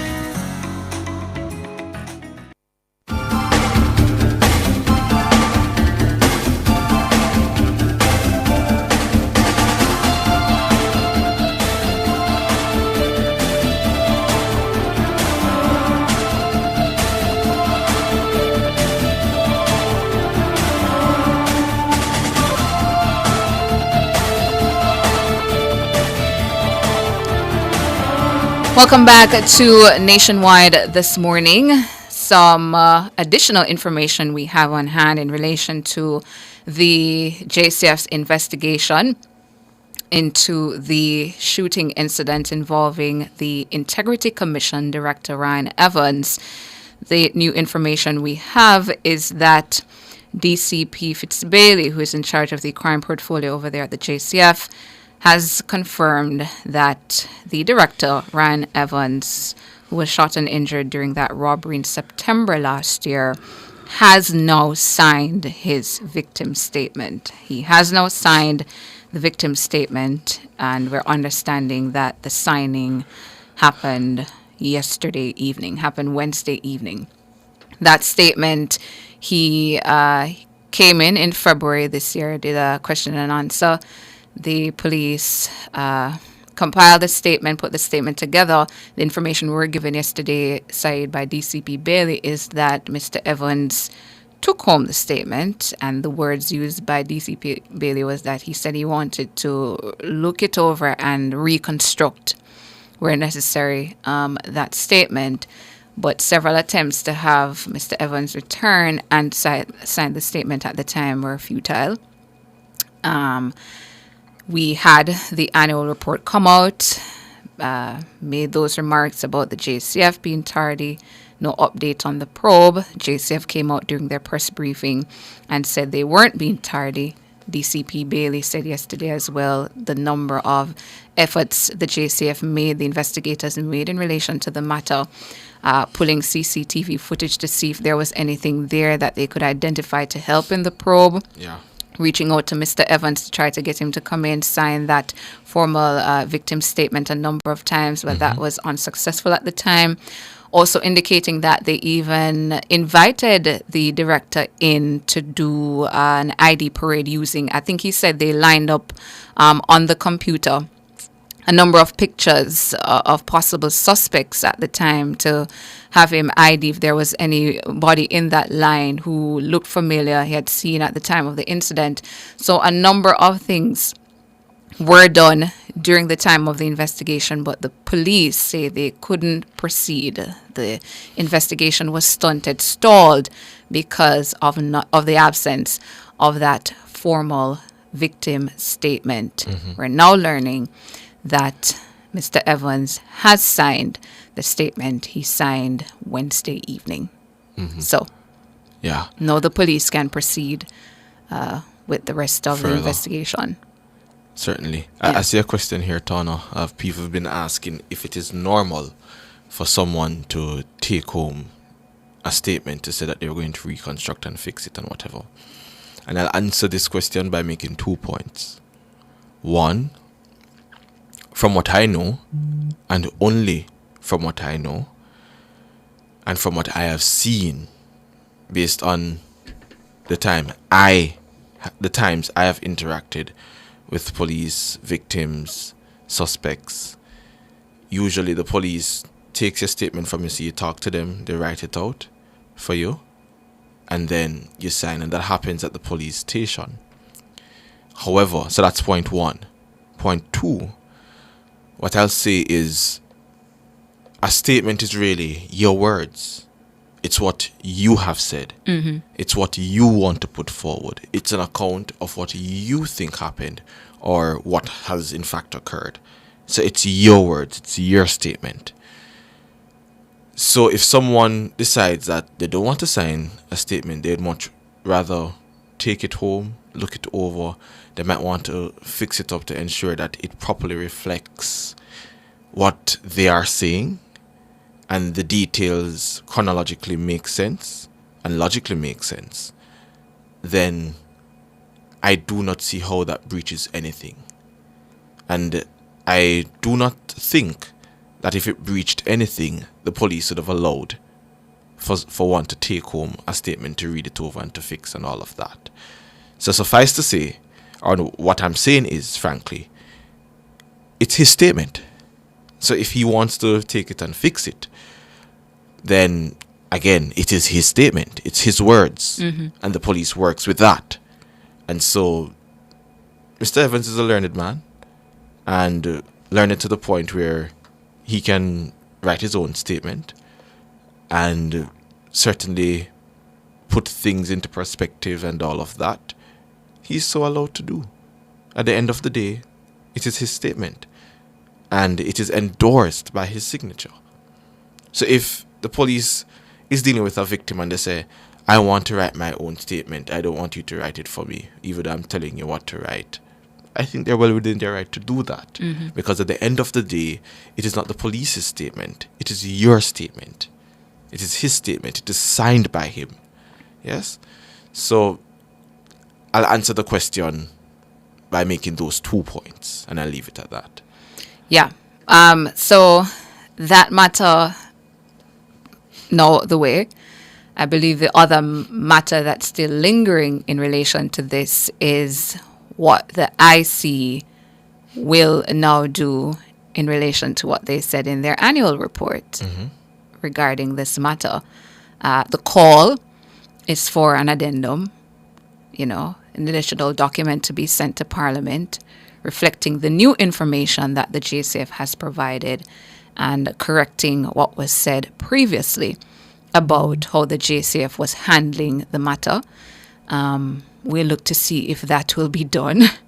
The JCF is also, DCP Bailey is also calling for an apology from the Integrity Commission in how it labeled the JCF in relation to this matter, or spoke about the JCF in relation to this matter. We will look to see if that will be done as well. So in relation to those things, the ball is in the Integrity Commission's court. Does it have any other information to justify what it said? It would be good to provide that. But if there isn't, as I said during the What's on My Mind segment or just after, believe that the addendum is in order. Yeah, man, set the record straight.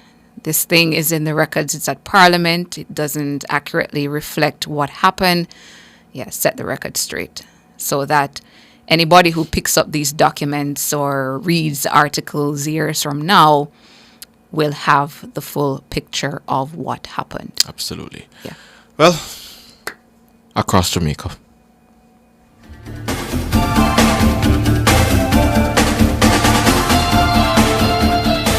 Front Page was brought to you today by ABC Electrical Sales, for a better choice in the electrical business.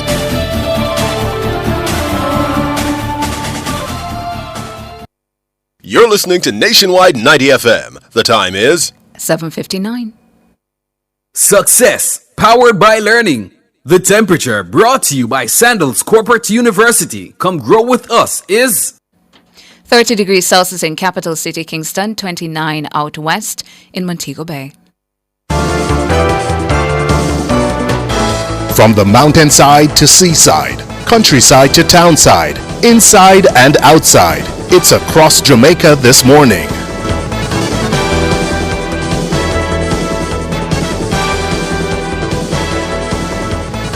Taking you across Jamaica this Thursday morning, I'm Tona Thomas. Agriculture Minister Floyd Green says farmers in St. Elizabeth, Clarendon and Manchester will start receiving relief starting today. These are the three parishes hardest hit by Hurricane Beryl. The other thing that we have done is that we went and procured, for example, seeds prior to the onset of any hurricane. Because, as I said to the team, we know that we will have some form of disaster. It might not be the hurricane, it might be a prolonged drought, it might be just intense rainfall. So I've challenged the team to do these things earlier. So we will actually start dispensing relief as of tomorrow across our hardest hit parishes. Starting at the St. Elizabeth side, it will be kind on, then on to Manchester, just to get some farmers some of the input to get them back out, get them planted again. A Hurricane Beryl Recovery Task Force, led by Senior Director in the Ministry Michael Price, is coordinating the relief effort. Mr. Green says vegetable farmers will be the first group to receive relief. So our first phase of the intervention, we target vegetable farmers. Those farmers who had crops in the field that would have been completely destroyed and are looking to get back out. So we will look at the list at rather of the assessment list clearly, and I'll say this openly. We definitely won't be able to help every single farmer that suffered a loss, but we definitely won't be able to help every single farmer that suffered a loss at the same time. So we'll take a phased approach. We will start from some of the hardest hit areas. We will look at the list. We may pull, let us say, 100 farmers, looking at those that have been most hard hit or those that have a very limited capacity to recover, and then go into those areas and start distribution. And normally we would give them things like seeds. We may also give them fertilizer, chemicals to go with that so that they can start afresh. Floyd Green, Agriculture and Fisheries Minister. The National Works Agency, NWA, has been instructed by Minister with Responsibility for Works, Robert Morgan, to take immediate steps to assess the Alley Bridge in southern Clarendon. Minister Morgan requested a report on the state of the bridge, given its impact on the southern section of Clarendon. The Alley Bridge links Lino Town to several other heavily populated southern Clarendon communities. These include Racecourse, Kemps Hill, and Banks. The bridge was one of the structures damaged during the passage of Hurricane Beryl. The NWA has been instructed to assess the nature of the damage, determine a short-term fix, including costs, and propose a permanent solution. The Alley Bridge is classified as a high ford, which allows regular flows of the Rio Minho below its structure. The concrete structure, which forms a part of the main road, however, gets flooded in bouts of heavy rainfall, cutting off scores of residents. Justice Minister Delroy Chuck is urging justices of the peace JPs to work closely with law enforcement officers to help reduce the incidence of crime and corruption in the country. It is important that every single one of you make yourself available to the superintendents in the parish. Let them know how they can contact you. You must let the communities know that corruption and crime, they are hurting Jamaica. And to the extent that you can assist in any way to reduce and eliminate crime and corruption in your neighborhood, play your part. Don't be afraid to tell the superintendent of police if you know of criminality or criminals within your neighborhood, because the police rely on you to assist them in crime fighting. The Justice Minister made the appeal at the St. Catherine Justices of the Peace Commissioning Ceremony on Tuesday. 94 JPs were commissioned at the ceremony. This brings to 1,658 the total number of JPs now serving in the parish. Minister Chuck reminded the newest cohort that a key way of ensuring that justice is being done is to desist from vouching for strangers. Do not write recommendation for people you don't know. But moreover, there are justices of the peace who are witnessing identities that they don't know. Man just come to him and say, my name John Brown, and him sign, I know John Brown for 3 years. Meet him for the first time, you know. If you don't know the person, you can't be witnessing his signature and asserting and validating his or her identity, because you're causing that individual to go and do things which may not be appropriate. Delroy Chuck, Minister of Justice. And that's it for Across Jamaica for this Thursday morning. I'm Tawna Thomas.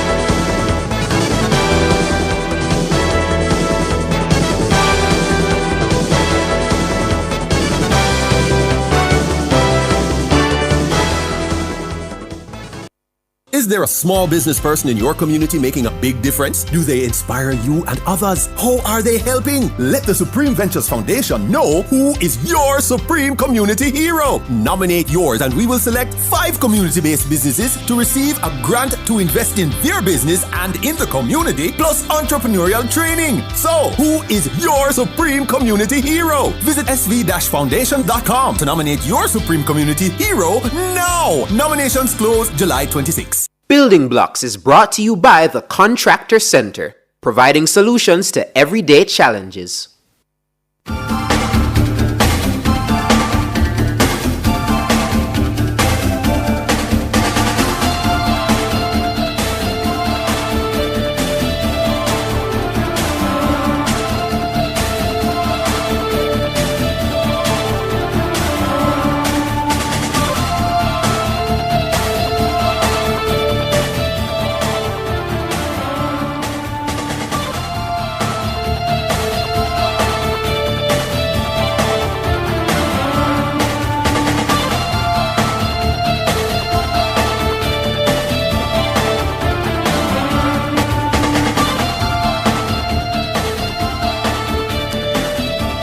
Welcome back to Nationwide this morning. It's now time for Building Blocks.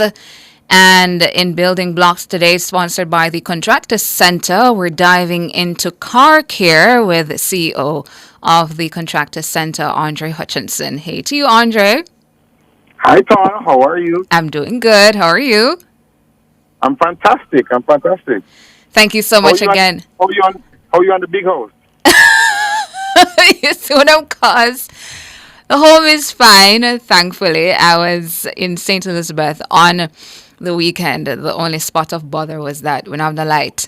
So had to bear with the heat. And when you got a brick of ice or two, it was like manna from heaven. You're very happy about that to get something cool to drink. But otherwise, fine. Yeah, and we're doing as much as we can to help out people around us who've been affected by Beryl. But fine. But this morning we're focusing on car care with you. And so what are the most important points of car care? Talk about the tire and the gas cleaner, all of that. Yeah, thanks. So we're super excited to announce our car care line first in this realm for us at Contractor Center. Mm-hmm. But it's like really compatible with what our clients want, So most of our clients who rent tools and buy our products, they're into their cars as well. They want the car to look good. They want it to smell good. So we brought in a nice line of products, and we're starting off with our four pack. So the 4-pack has 4 different types of products in there. Your anti-static cleaner, your wax, your shampoo, and your tire shine. So the car wax. Did you say the shampoo? Yeah, shampoo. So you can shampoo your car like how you shampoo your hair. Yes. Yeah, you can make the car nice and shiny and smell good. Yeah, we'll have our Sierra, which is it's our wax, which kind of brings back the color of your car. So if it's dull, you can do this, and if you have a dull blue, you can bring back to the original blue. It's a really fabulous product. We've been testing it here at the Contractor Center on all of our cars and having excellent. We're all nice and shiny and looking good these days. So you just apply water, shampoo, use a washcloth, and you're good to go? Absolutely. A few months ago, we actually did a demo with Karen on the Design Diva, and we used one of their cars and brought it back to life. Yeah. So that's the exterior of the car, and moving down to the tires. What do you have for the tires? So we have a tire shine. It is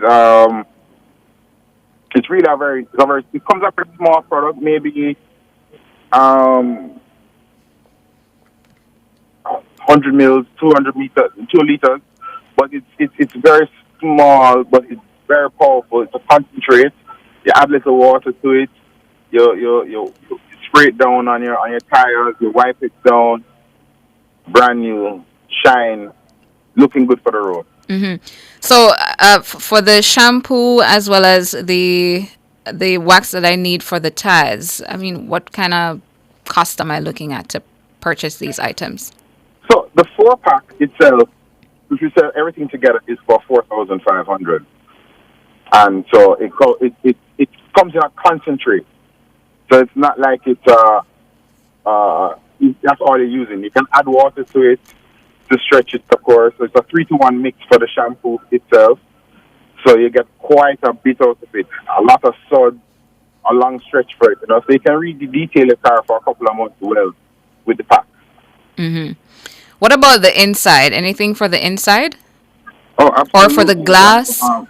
Yes. So the anti-static is what we use on the inside to do your vinyl, your leather parts, the dashboard, the wheel, the console. Again, concentrated. You add a little water. And they're also healthy products. So they're green products. So no negative effects to the environment. Mm-hmm. But it brings back the car. It brings a very nice shine on all dashboard leather parts. And we have a leather seating, we have a fabric, we have cleaner, we have a full line.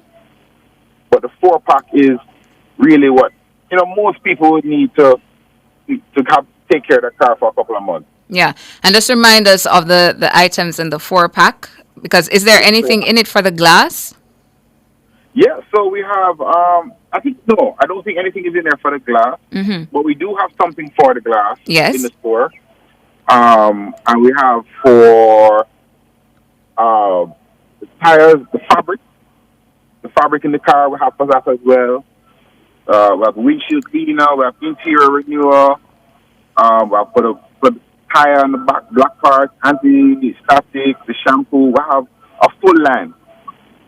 And in a month, we're going to get some other stuff, so like an air conditioning cleaner, carburetor cleaner, a lot of really, really nice stuff to take care of your car. Yeah.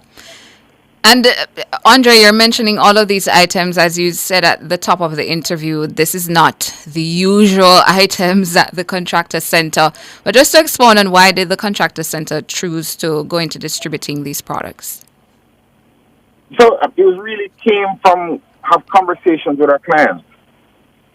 So one of the things that we try to do at contractor center is to continuously communicate with our clients and listen to what challenges they're having.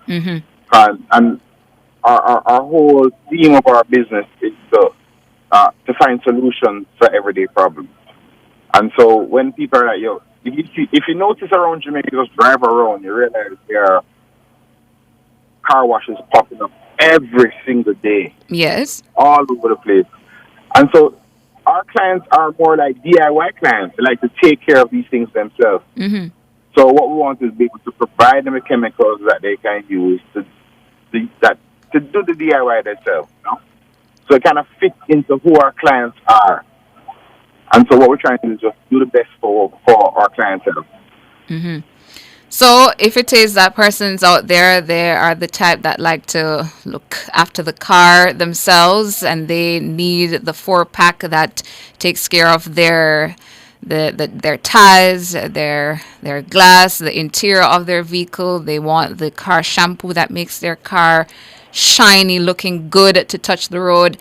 Tell us about your address, Andre, where persons can find the contractor center and your contact information. We are located at 26 Shorter Road, Kingston 8, and our phone numbers are 876-92-55700. And we're all over social media, TikTok, Instagram, Facebook, LinkedIn, Pinterest, all under the handle of the Contractor Center. And Andre, importantly too, as we're talking about the hurricane season, Hurricane Beryl, in the aftermath of Hurricane Beryl, a lot of people now doing, some rehabilitation to their homes and perhaps want to do a bit of sprucing up to wherever has been damaged. Any particular items at the contractor center that you would recommend for somebody who wants to make their outdoors look nice again, their garage, areas around their home? So our core products that we've been using, that have been selling, have been our waterproofing elastomeric paint called Fasteel. Fasteel? Fasteel. It's a lot of it. We've sold a lot of it slightly before Beryl, slightly after Beryl, and matter of fact, we're kind of up on E. Right? So we have to get back somewhere into the country. But also, we brought in a whole new line of products, not only for the car care, but a lot of repair motors. And the reason why we brought that in is because we talked a lot, with a lot of construction taking place in Jamaica. And we all know that although there's a lot of construction, I don't think we have the full line of skilled workmen to support the construction industry. So what we end up getting is a lot of work that is subpar. And so they have the repairs done, whether it's the floor, your wall, your roof, even pools, right? And so what we've decided to do as a business is focus on supporting people in this aftercare part of the construction portion. So repair mortars for your floor, repair for your wall, for your pools, even tin sets and grout we are bringing in now. So we're providing a really full line of products in the repair side of the business because, I mean, especially after Beryl, you realize where the weaknesses in your homes and your businesses and your structures are. Yep. And sometimes the concrete and sand and cement not working because of who is already applying it. But we saw you have a predetermined already mortified product. You really don't have to worry about mixing of it. You just put it in, you cut it out, you put it up, you smooth it off, and it doesn't require a workman to get it done. Mm-hmm. And so that's the space that we're trying to service as best we can in Jamaica. Yeah. So if it is that you're looking for items for your car, those are at the contractor center. But if you're looking for items in the aftermath of Beryl, so aftercare for your home, your flooring and other areas of your home, you can also go to the contractor center to find several items that will assist you. One more thing. Go ahead, Andre. We also have asphalt repair. So if somebody's, most of the when the rain falls off these complexes, they end up seeing that their asphalt in there has eroded. So we have asphalt repair and rejuvenate store as well. Okay. So even for your compound outside, there is asphalt repair. Contractor center, basically, that's everything that you'll need for home and a car. Andre Hutchinson, CEO of the Contractor Center, joining us again this morning in the Building Blocks segment, talking to us about car care at the Contractor Center and so much more, as you've heard. Andre, thank you so much for your time, as usual. All right, Tana, take care. Big host. All right. Going to take a break and come back with more.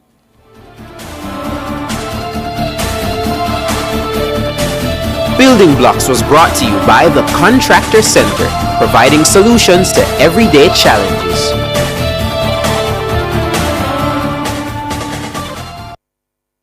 Crisp and refreshing. Room temperature or chilled. A pure water would drink. The time by Pure Water is 8:19. No matter where you come from, the classroom or the boardroom, the farm or the front line, there's no dream too big for us to achieve together. Catch the action live this summer with a 7-day Prime Router plan for $1,100 and enjoy premium access to Sports Max on us. Activate a plan today. One side, one Digicel, one Jamaica. Digicel, better connected. Data Protection Matters is brought to you by Design Privacy. We help you comply and build trust.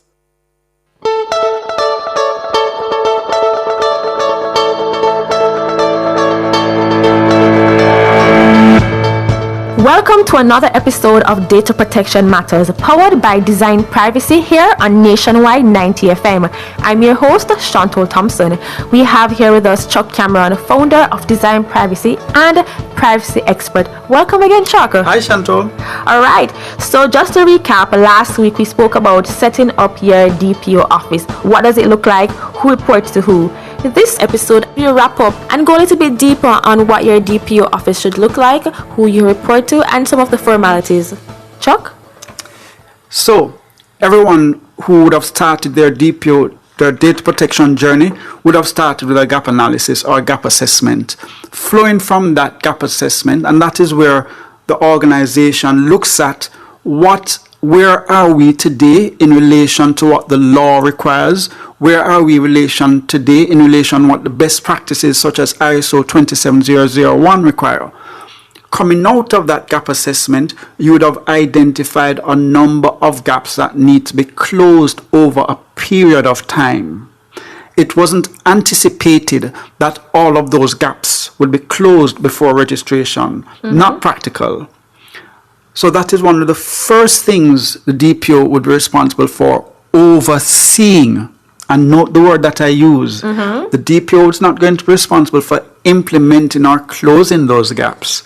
He's going to be responsible for holding the organization accountable for closing all of those gaps that would have been identified flowing from your gap assessment. Okay. So that's the first. Wait, remind our listeners what is the gap assessment again? The that is where a number of organizations would have had a consultant come in and assess the organization data processing activities to determine the extent to which they aligned with the data processing standards that are prescribed by the Data Protection Act. Okay. And so they would have been, the act is new. Yes. So there would have been a lot of work to do. It is all that work that was identified that now needs to be managed and monitored by someone. And that is what the DPO will do. There are dire consequences or serious downsides if it is not managed appropriately.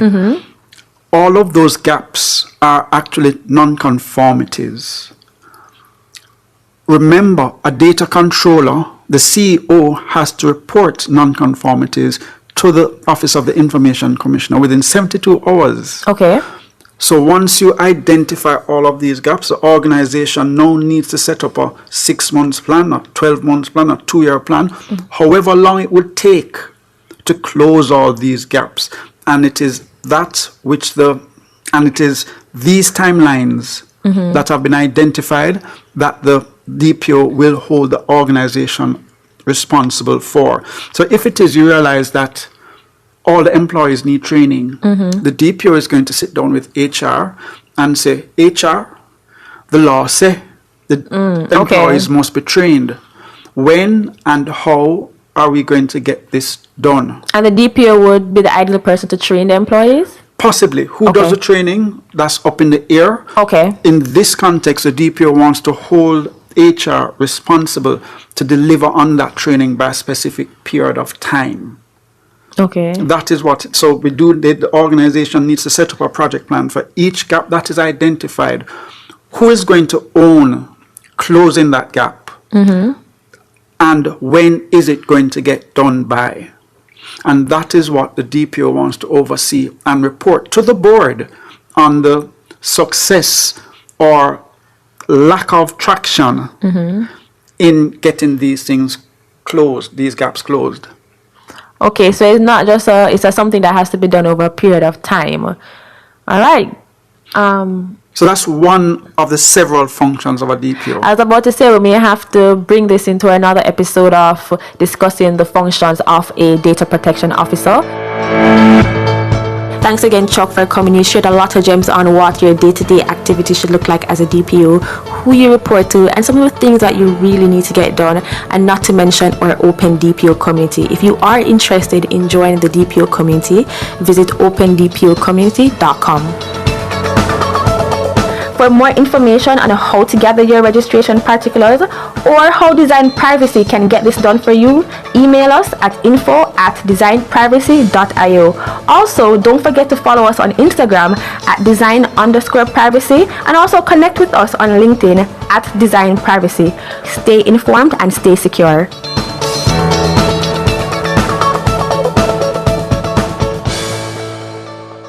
Data Protection Matters was brought to you by Design Privacy. We help you comply and build trust. Eliminate the hassle of managing multiple medications that can be confusing. Thanks to Houghton's Pharmacy. Introducing RX Pack, a mobile app available in the App Store and Google Play Store. RX Pack is specially designed for you to order and manage your medications. Download today for free. That's RX Pack for better medication management. Call 876-RX-0-RX-RX or visit our website, houghtonsrx.com for more details. My Mega Mart, best value by far. With so much to do in one location, make Mega Mart your one-stop shop. Pick up your groceries and houseware needs, grab a bite and pay some bills, fill your prescriptions and see the beauty products in our pharmacy. All in one amazing location. My Mega Mart, the best value by far.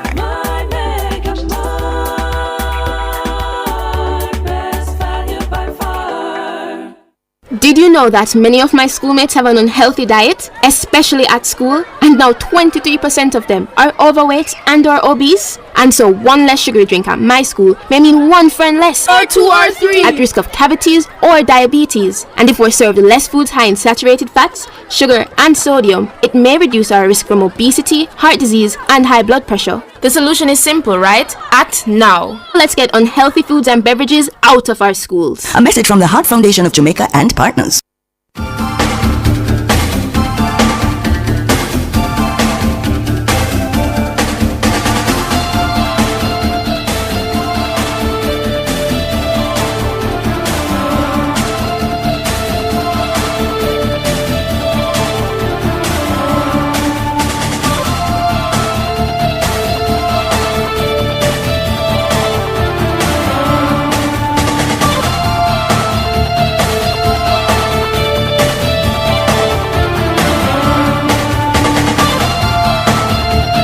It's 8:28. Thank you so much for staying with us. Well, Supreme Heroes program. Oh, that's interesting. The Supreme Ventures Foundation has launched the social enterprise program called Supreme Heroes. Supreme Heroes is a unique outreach program powered by SVF that seeks to identify and support unsung heroes across the island who use the limited resources from their small businesses to lend a hand to those in need. After a successful staging with our first cohort of heroes, Supreme Ventures will welcome another group of 4 finalists that have been nominated by members of their community to undergo training, take on new projects, and compete for the title of Ultimate Hero. For more on this initiative, we are joined by the Corporate Communications and Public Relations Manager at the Supreme Ventures Group, Cloline Daly Moshette. Good morning, ma'am. Hi, Saeed. Good morning. How are you? I'm great, and how are you? I am doing well, thank you. Lovely, lovely, lovely. Well, first of all, tell me now, Supreme Heroes program. What?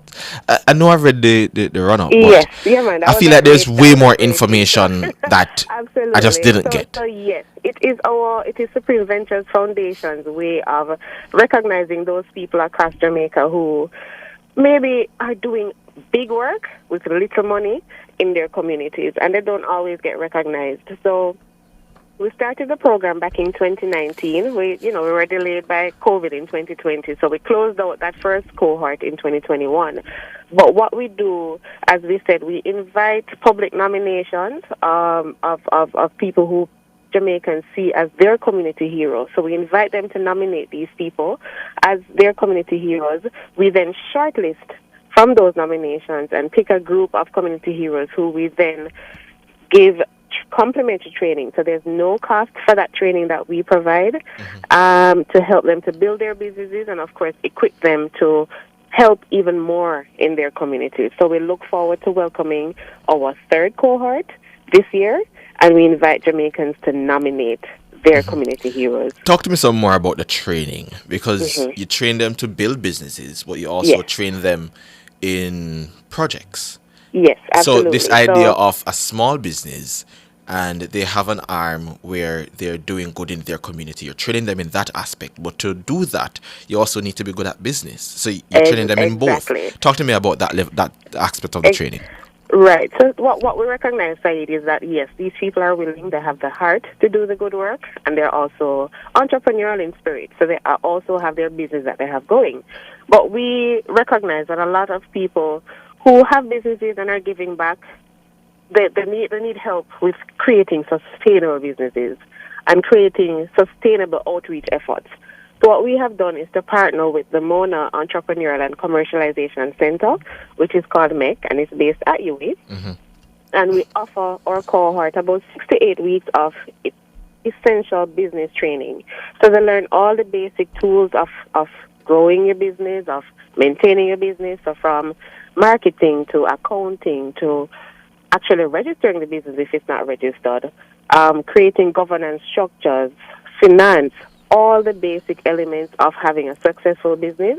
We expose them to it, have them exposed to this training, and we also, if it is that it's a foundation type of outreach that they have, we do help them to register as a charitable organization as well. So like I said, it's really about sustainability to keep the good going. And I'm guessing that's the motivation for SVF in bringing the program back again this year. Absolutely, absolutely. We see the good work that these heroes are doing right across Jamaica, and we know us investing in these community heroes is not just investing in them as individuals, but that investment impacts their communities and, by extension, the entire Jamaica. All right. So how can one be nominated now for this Heroes program? All right. Nomination is very simple. And as I said before, nominations are open to anyone. So everybody who is listening right now who has somebody in your community who you think is doing great work to help others, all you have to do is to visit sv-foundation.com. That's sv-foundation.com to enter your nominations. Nominations close July 26th. So we invite you to submit those nominations. Anybody in the community, could be, the man who have the garage on the corner, the dressmaker, the shopkeeper, the school principal, anybody in the community who you see doing some good work to help others, nominate them to be the Supreme Community Hero. Even if they don't win the ultimate prize of being the ultimate community hero, they would have learned so much from that training that they will still be able to impart that knowledge and still benefit their community. I see you just mentioned a couple of categories of workers, including school principals. Yes. So I want to understand. I'm just in awe a bit. I just want to understand. So when it comes to the persons who can be nominated, it's anybody in the community, or they have to be a small business owner?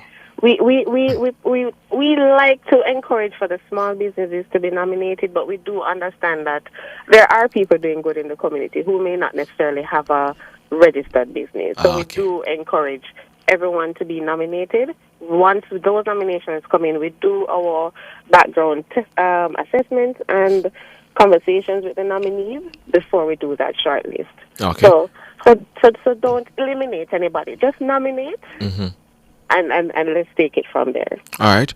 And you've given us the website in which they need to nominate. Is there a deadline for nomination? Yes. So the deadline for nomination is next week, Friday, July 26th.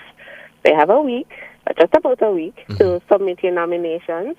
We invite you to visit this website. Let me just repeat it. It's sv-foundation.com to submit your nominations for your community hero. And I think coming out of Hurricane Beryl, Saeed, we would be seeing a lot of maybe new heroes emerging, people who are lending a hand to people in the community to give back. I think this is a great opportunity for those people to be recognized. Absolutely. So, as it relates to the public now, staying updated with the progress and the outcomes of the Supreme Heroes program, how can we do that? We welcome you to join us on our Instagram page at Supreme Ventures Foundation or at Supreme Ventures. Follow us on Instagram, or you can visit the website sv-foundation.com to keep up to date. We'll be updating once we've selected the heroes. We'll be sharing their progress, showing the work that they're doing in the community. So engage with us on our online platforms to stay informed. And as it relates to program participants in years prior, what has the impact been like from this program on these communities and on the small businesses themselves? All right, so I'll give you a couple of examples, Saeed. I mean, some of these are the things that keep us motivated, So our last winner for cohort 2, we keep in touch with our winners, and because the program isn't just about getting the training, winning, and moving on. We do try to keep a relationship with them. And she has shared with us that she's about to expand her shop. So she has a shop in her community. She's going to open another shop in another community. Nice. And that is using the knowledge that she gained from the training at MEC. So she's now going to be a bigger employer. So she's offering jobs. She's offering more opportunities to do outreach in another community, because that's a part of what she does as her business, to give back with her back-to-school treats. So something like that for us shows real tangible impact coming out of this program. And of course, earlier this year, our first winner, our cohort 1 winner, who is based in Norwood, St. James, she used her funds, the grant that she got as the winner, to build a learning center in her community in Norwood, which we opened formally this year. So that learning center is in the community, there for children to come after school, do their homework, get access to internet, and just have a safe place to be after school while their parents are at work. That is also something that is a tangible, positive impact coming out of the Supreme Heroes program. And we'd love to do much more and see much more of that happening, which is why we're excited to welcome another group of heroes to see more positive work being done. Absolutely. And if there's any other information that you certainly would want to let the public know, what would that be? Sure. So, like I said before, and I just want to repeat it, that for the Supreme Community Heroes program, we just wanna invite everyone who has somebody in their community who they see doing good work to nominate them. We want to recognize these people, we want to celebrate them, and we want to help them to keep doing even more good in their community and by extension Jamaica. So help us, Supreme Ventures, to help your community by nominating your community heroes. SV-foundation.com. Enter by July 26th. SV-foundation.com. Yes. And you have until next week, Friday. Friday, yes. That's midnight? Friday Absolutely. midnight? Okay. Absolutely. Good. All right. Thank you so much for joining us. Thank you, Saeed. Good. All right, have a great day. Bye-bye. That's such an excellent initiative. Excellent initiative, Supreme Heroes. And I like the spin on it. So they help you to build your business. And in turn, they also help you with the resources and the skill set to continue your humanitarian projects in the communities. I like it. Go for the break.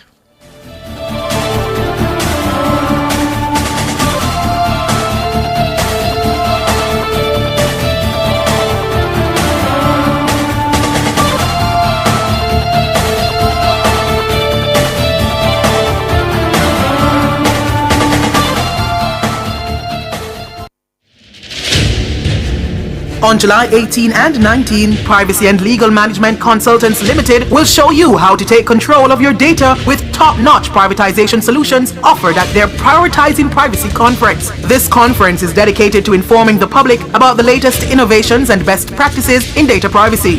Cliff Hughes Online will broadcast live from the conference on July 18 and 19 from 10 a.m. to 1 p.m. Tune in for insightful discussions with speakers from Trinidad, Barbados, the United Kingdom, and Jamaica, and explore the future of data protection. You don't want to miss this.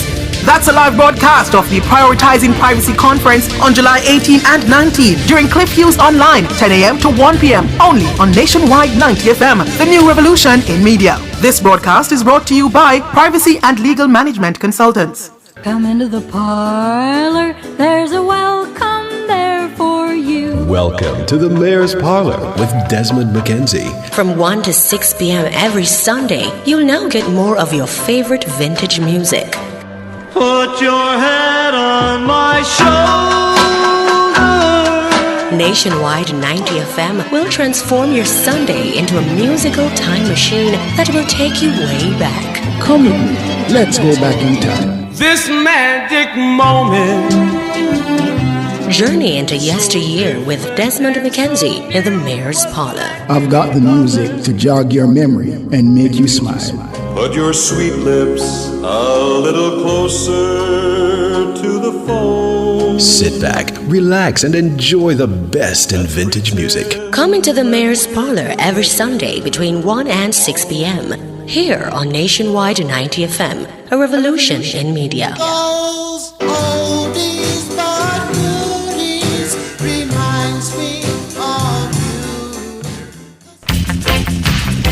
You live the life you love. Reggae Sumfest is back July 14 to 20. Get ready to turn up the heat and volume on Nationwide 90 FM as we broadcast live from Reggae Sumfest.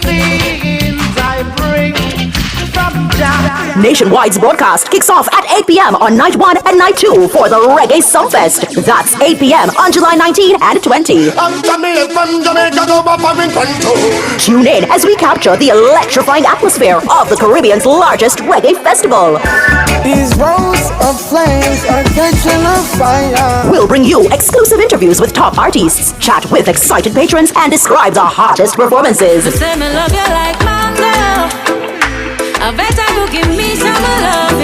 Whether you're at the festival or vibing at home, Nationwide 90 FM has you covered. So don't miss a beat or a rhythm when you tune into Nationwide 90 FM at 8 p.m. on July 19 and 20. Experience the ultimate vibe and get your reggae fix with Nationwide 90 FM, the new revolution in media. This broadcast is brought to you by Downsound Entertainment, Hospital Montego Bay, Fairview Medical and Dental, and Grace Foods.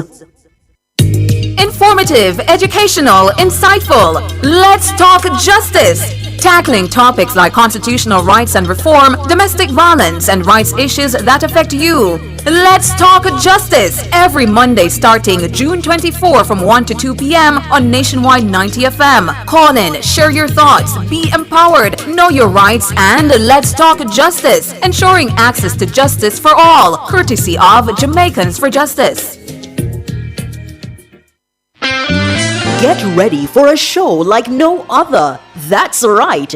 Every Sunday from 8:15 p.m. to 9:15 p.m., we're bringing you the Harvest Hour, only on Nationwide 90 FM. Join us as we dive into a soothing religious program created for your mind, body, and soul. The World Harvest Mission Church, creators of the Harvest Hour, is dedicated to making your Sundays God-fearing and saintly. Get a front row seat to moving sermons and affectionate worshiping. That's the Harvest Hour, every Sunday from 8:15 p.m. to 9:15 p.m. only on Nationwide 90 FM, the new revolution in media. Experience Jamaica's Olympic triumphs in Jamaica Gold, a golden spotlight. Brought to you by Horton's Pharmacy. Horton's RX Pack for better medication management. Jamaica's third gold medal at the Olympic Games came in the men's 4x400 meters relay final at the 1952 Olympics in Helsinki.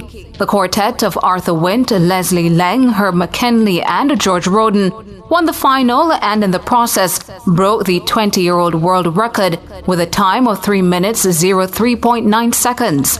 McKinley's third leg of 44.6 seconds, credited with pulling Jamaica into contention from 10 meters back, is considered one of the greatest relay legs in history. On the last leg, George Roden, the 400 meters champion, and USA's Mal Whitfield, the 800 meters champion, ran virtually shoulder to shoulder, but Roden was able to keep the lead and beat Whitfield by a yard. This gave McKinley his first and only Olympic gold medal. You just experienced a Jamaican Olympic triumph in Jamaica Gold, a golden spotlight. Brought to you by Horton's Pharmacy. Horton's RX Pack for better medication management. This could be your year to build with an NHT loan. Find out more at nht.gov.jm. The time by NHT is 8:45. The Birthday Club is brought to you by Burger King, the best tasting burger under the sun.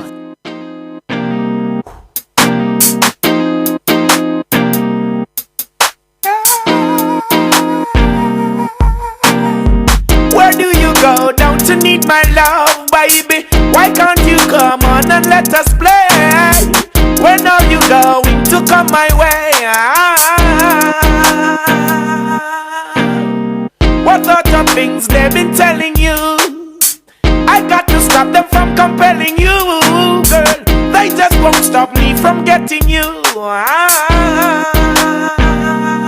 Give me a try, 'cause I know that things will be great. Be your mind, don't deny. True love never dies, it only creates.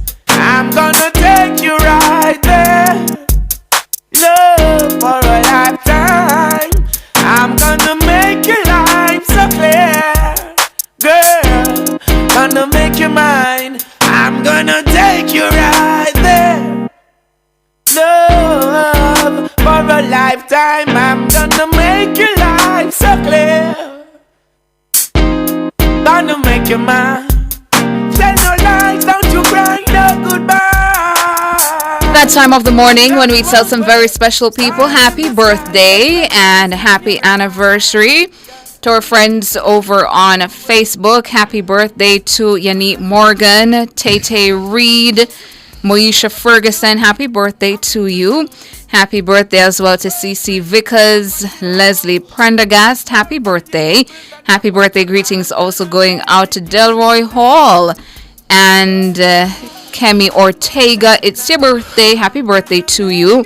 Happy birthday as well to Natalie McLean Miller, Colleen Douglas, and big up yourself, Colleen Douglas. Hope you have an amazing one. And happy birthday as well to Philip Dale over on Facebook. Hope you have a great day as well, Philip. Over on the YouTube chat, any birthday, Said? Let's scroll up. Anybody on YouTube celebrating a birthday today, do let us know. I see Delano Kemps here sending happy birthday greetings to Lawrence McRae. Greetings are coming from his children and grandchildren. Happy birthday to you, Lawrence. Hope you have an amazing one as well. Scrolling to see if there are any more birthdays or anniversaries. Do let us know if you're celebrating your anniversary today as well. Did anybody get married on July 18? Happy birthday to my best friend and wife, Nurse Nicola Wilson Porter. And those greetings are coming from your husband and best friend, Kenwright Porter. Yeah, that's happy nice. birthday to Hey, you. we just loving them send out greetings to them husband and their wife and them say, my best friend. Yeah. Why me can't wait? Want that for myself too. This one I saw on video, you know, and the man just lie down in the girl lap and she just rub him head and I talk to him. I said, when God? When? When? Because any other reach me, you know. Absolutely. Just the way to carry yourself. That's the beauty. Woman, I need you. Like never before. Pull up. Me the birthday and I meanwhile happy birthday, 80th birthday to Olga Bennett. George would say it needs a small Erica pull. Bennett. No man, that one there you have to pull up. That money pull up on that one there. That money pull up that one there. Because right about now, you know. Remember, so the people them tell me say the economy good, you know. So them say at time. So anyone should come in my life, you know. I eat that. Just the way to check yourself. That's the beauty. Woman, I need you. Like never before. African woman, you're the one I adore. I need you. Like never before. And when you're with me, I feel so safe and secure. I need you. Like never before. I give you all my God and them soul. Woman, I need you. Like never They're sending this to the woman out there. I need you. Like never before. Oh God. Give it to me. Do it to me. Give it to me. Don't stop. Don't stop. Don't stop. Don't stop. The way you make me feel, I'm losing my soul. I'm losing No control. Girl, I can fight this feeling. Feels so right. Champagne and candlelight. the way you hold me tight. Girl, I can't fight the feeling, ladies. You know, you man, you're nice. What a night. What a night. Hear me, I say no. When you know someone come and work, I feel good when I'm wrapped up in your arms, dancing to the reggae song. Feel good, I feel good. And to Barbara said, I have a nice girl for you. Christian, good home, first degree, and she pretty. Auntie Barbara, you're working on. Yeah, working on, Auntie Barbara. You look out for the youths, them, man. You look out for the youths, them.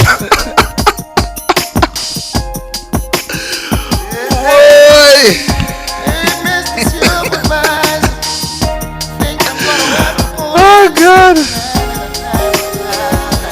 MJ, so must take time to know her, Saeed. Some of them must take time to know her. You must. But you say anytime when I say I call in sick, and I know what's up. Oh God. For the third time this week, I think I'm gonna have to call in sick. If I leave you now, I'll be losing my mind, I hope you never get tired, and I never have to go to work. No one knocking on the door. Say honestly, I say careful what you bargain for, Saeed. No, I know I'm a bargain for. Woman in your life is an excellent thing. Yeah. Just the whisper of our voices all day long. A man who don't sweet treat his woman. What's the next one, sir? You must have cloud up myself. Oh God. This is the final one. We'll take you out of this one. Don't even know where to start talking about you. Might as well I tell you about the thoughts that I've been hiding. A list so long I hardly know where to start.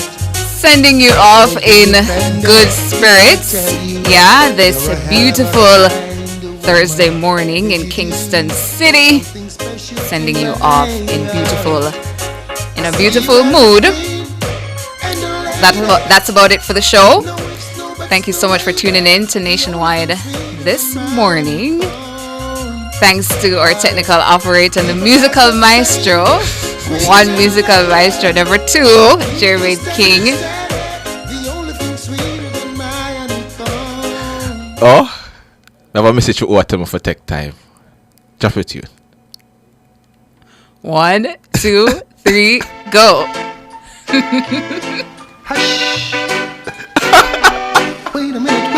Wait a minute. Before you say another word now, tell me what can you do to stop a man from trying? Say I wanna know now. What can you do to stop a man from trying? What can you do to stop a man from trying? I wanna know. You know. I wanna know now. What can you do to stop Saeed from trying? Yeah, tell me why, no? Tell me why. What's up? Rock steady. Nice and easy. I'm gonna tell you now why right now. See you.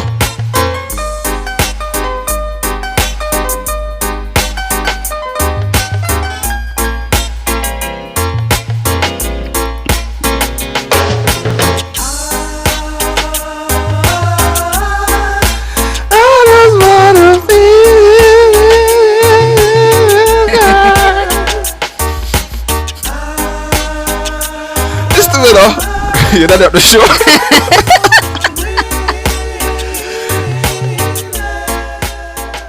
The Birthday Club was brought to you by Burger King, the best tasting burger under the sun. Done, the people that say they want to see a dainty rock.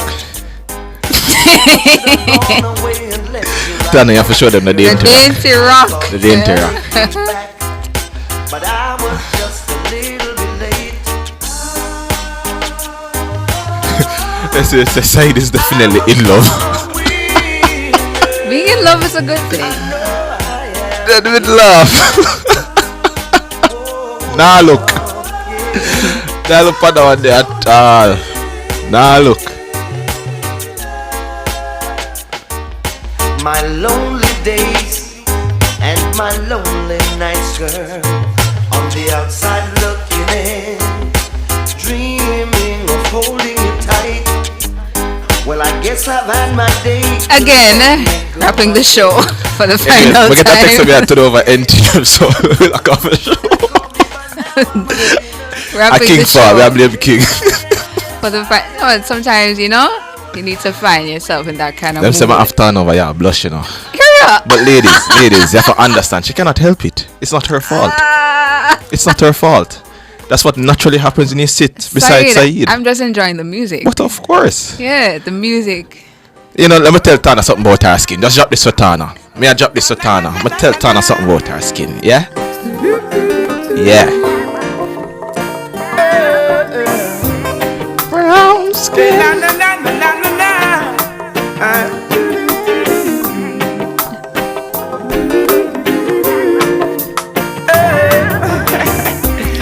Brown skin. You know what? Come on for the show. Special thanks to the producer Michelle McCray Smith. You know, to the musical maestro Jermaine King, to Tiffany. And what Tiffany came on in the newsroom? Tiffany Mordecai. Come on in the newsroom. Big up yourself, and of course to all of your listeners, our sponsors, those of you who make this show possible. Thank you for making it. And of course, we are here tomorrow, George and I, as we wrap out the week. I'm Said Bernard. I'm Tana Thomas. Good morning. Good morning. Drop it to you now.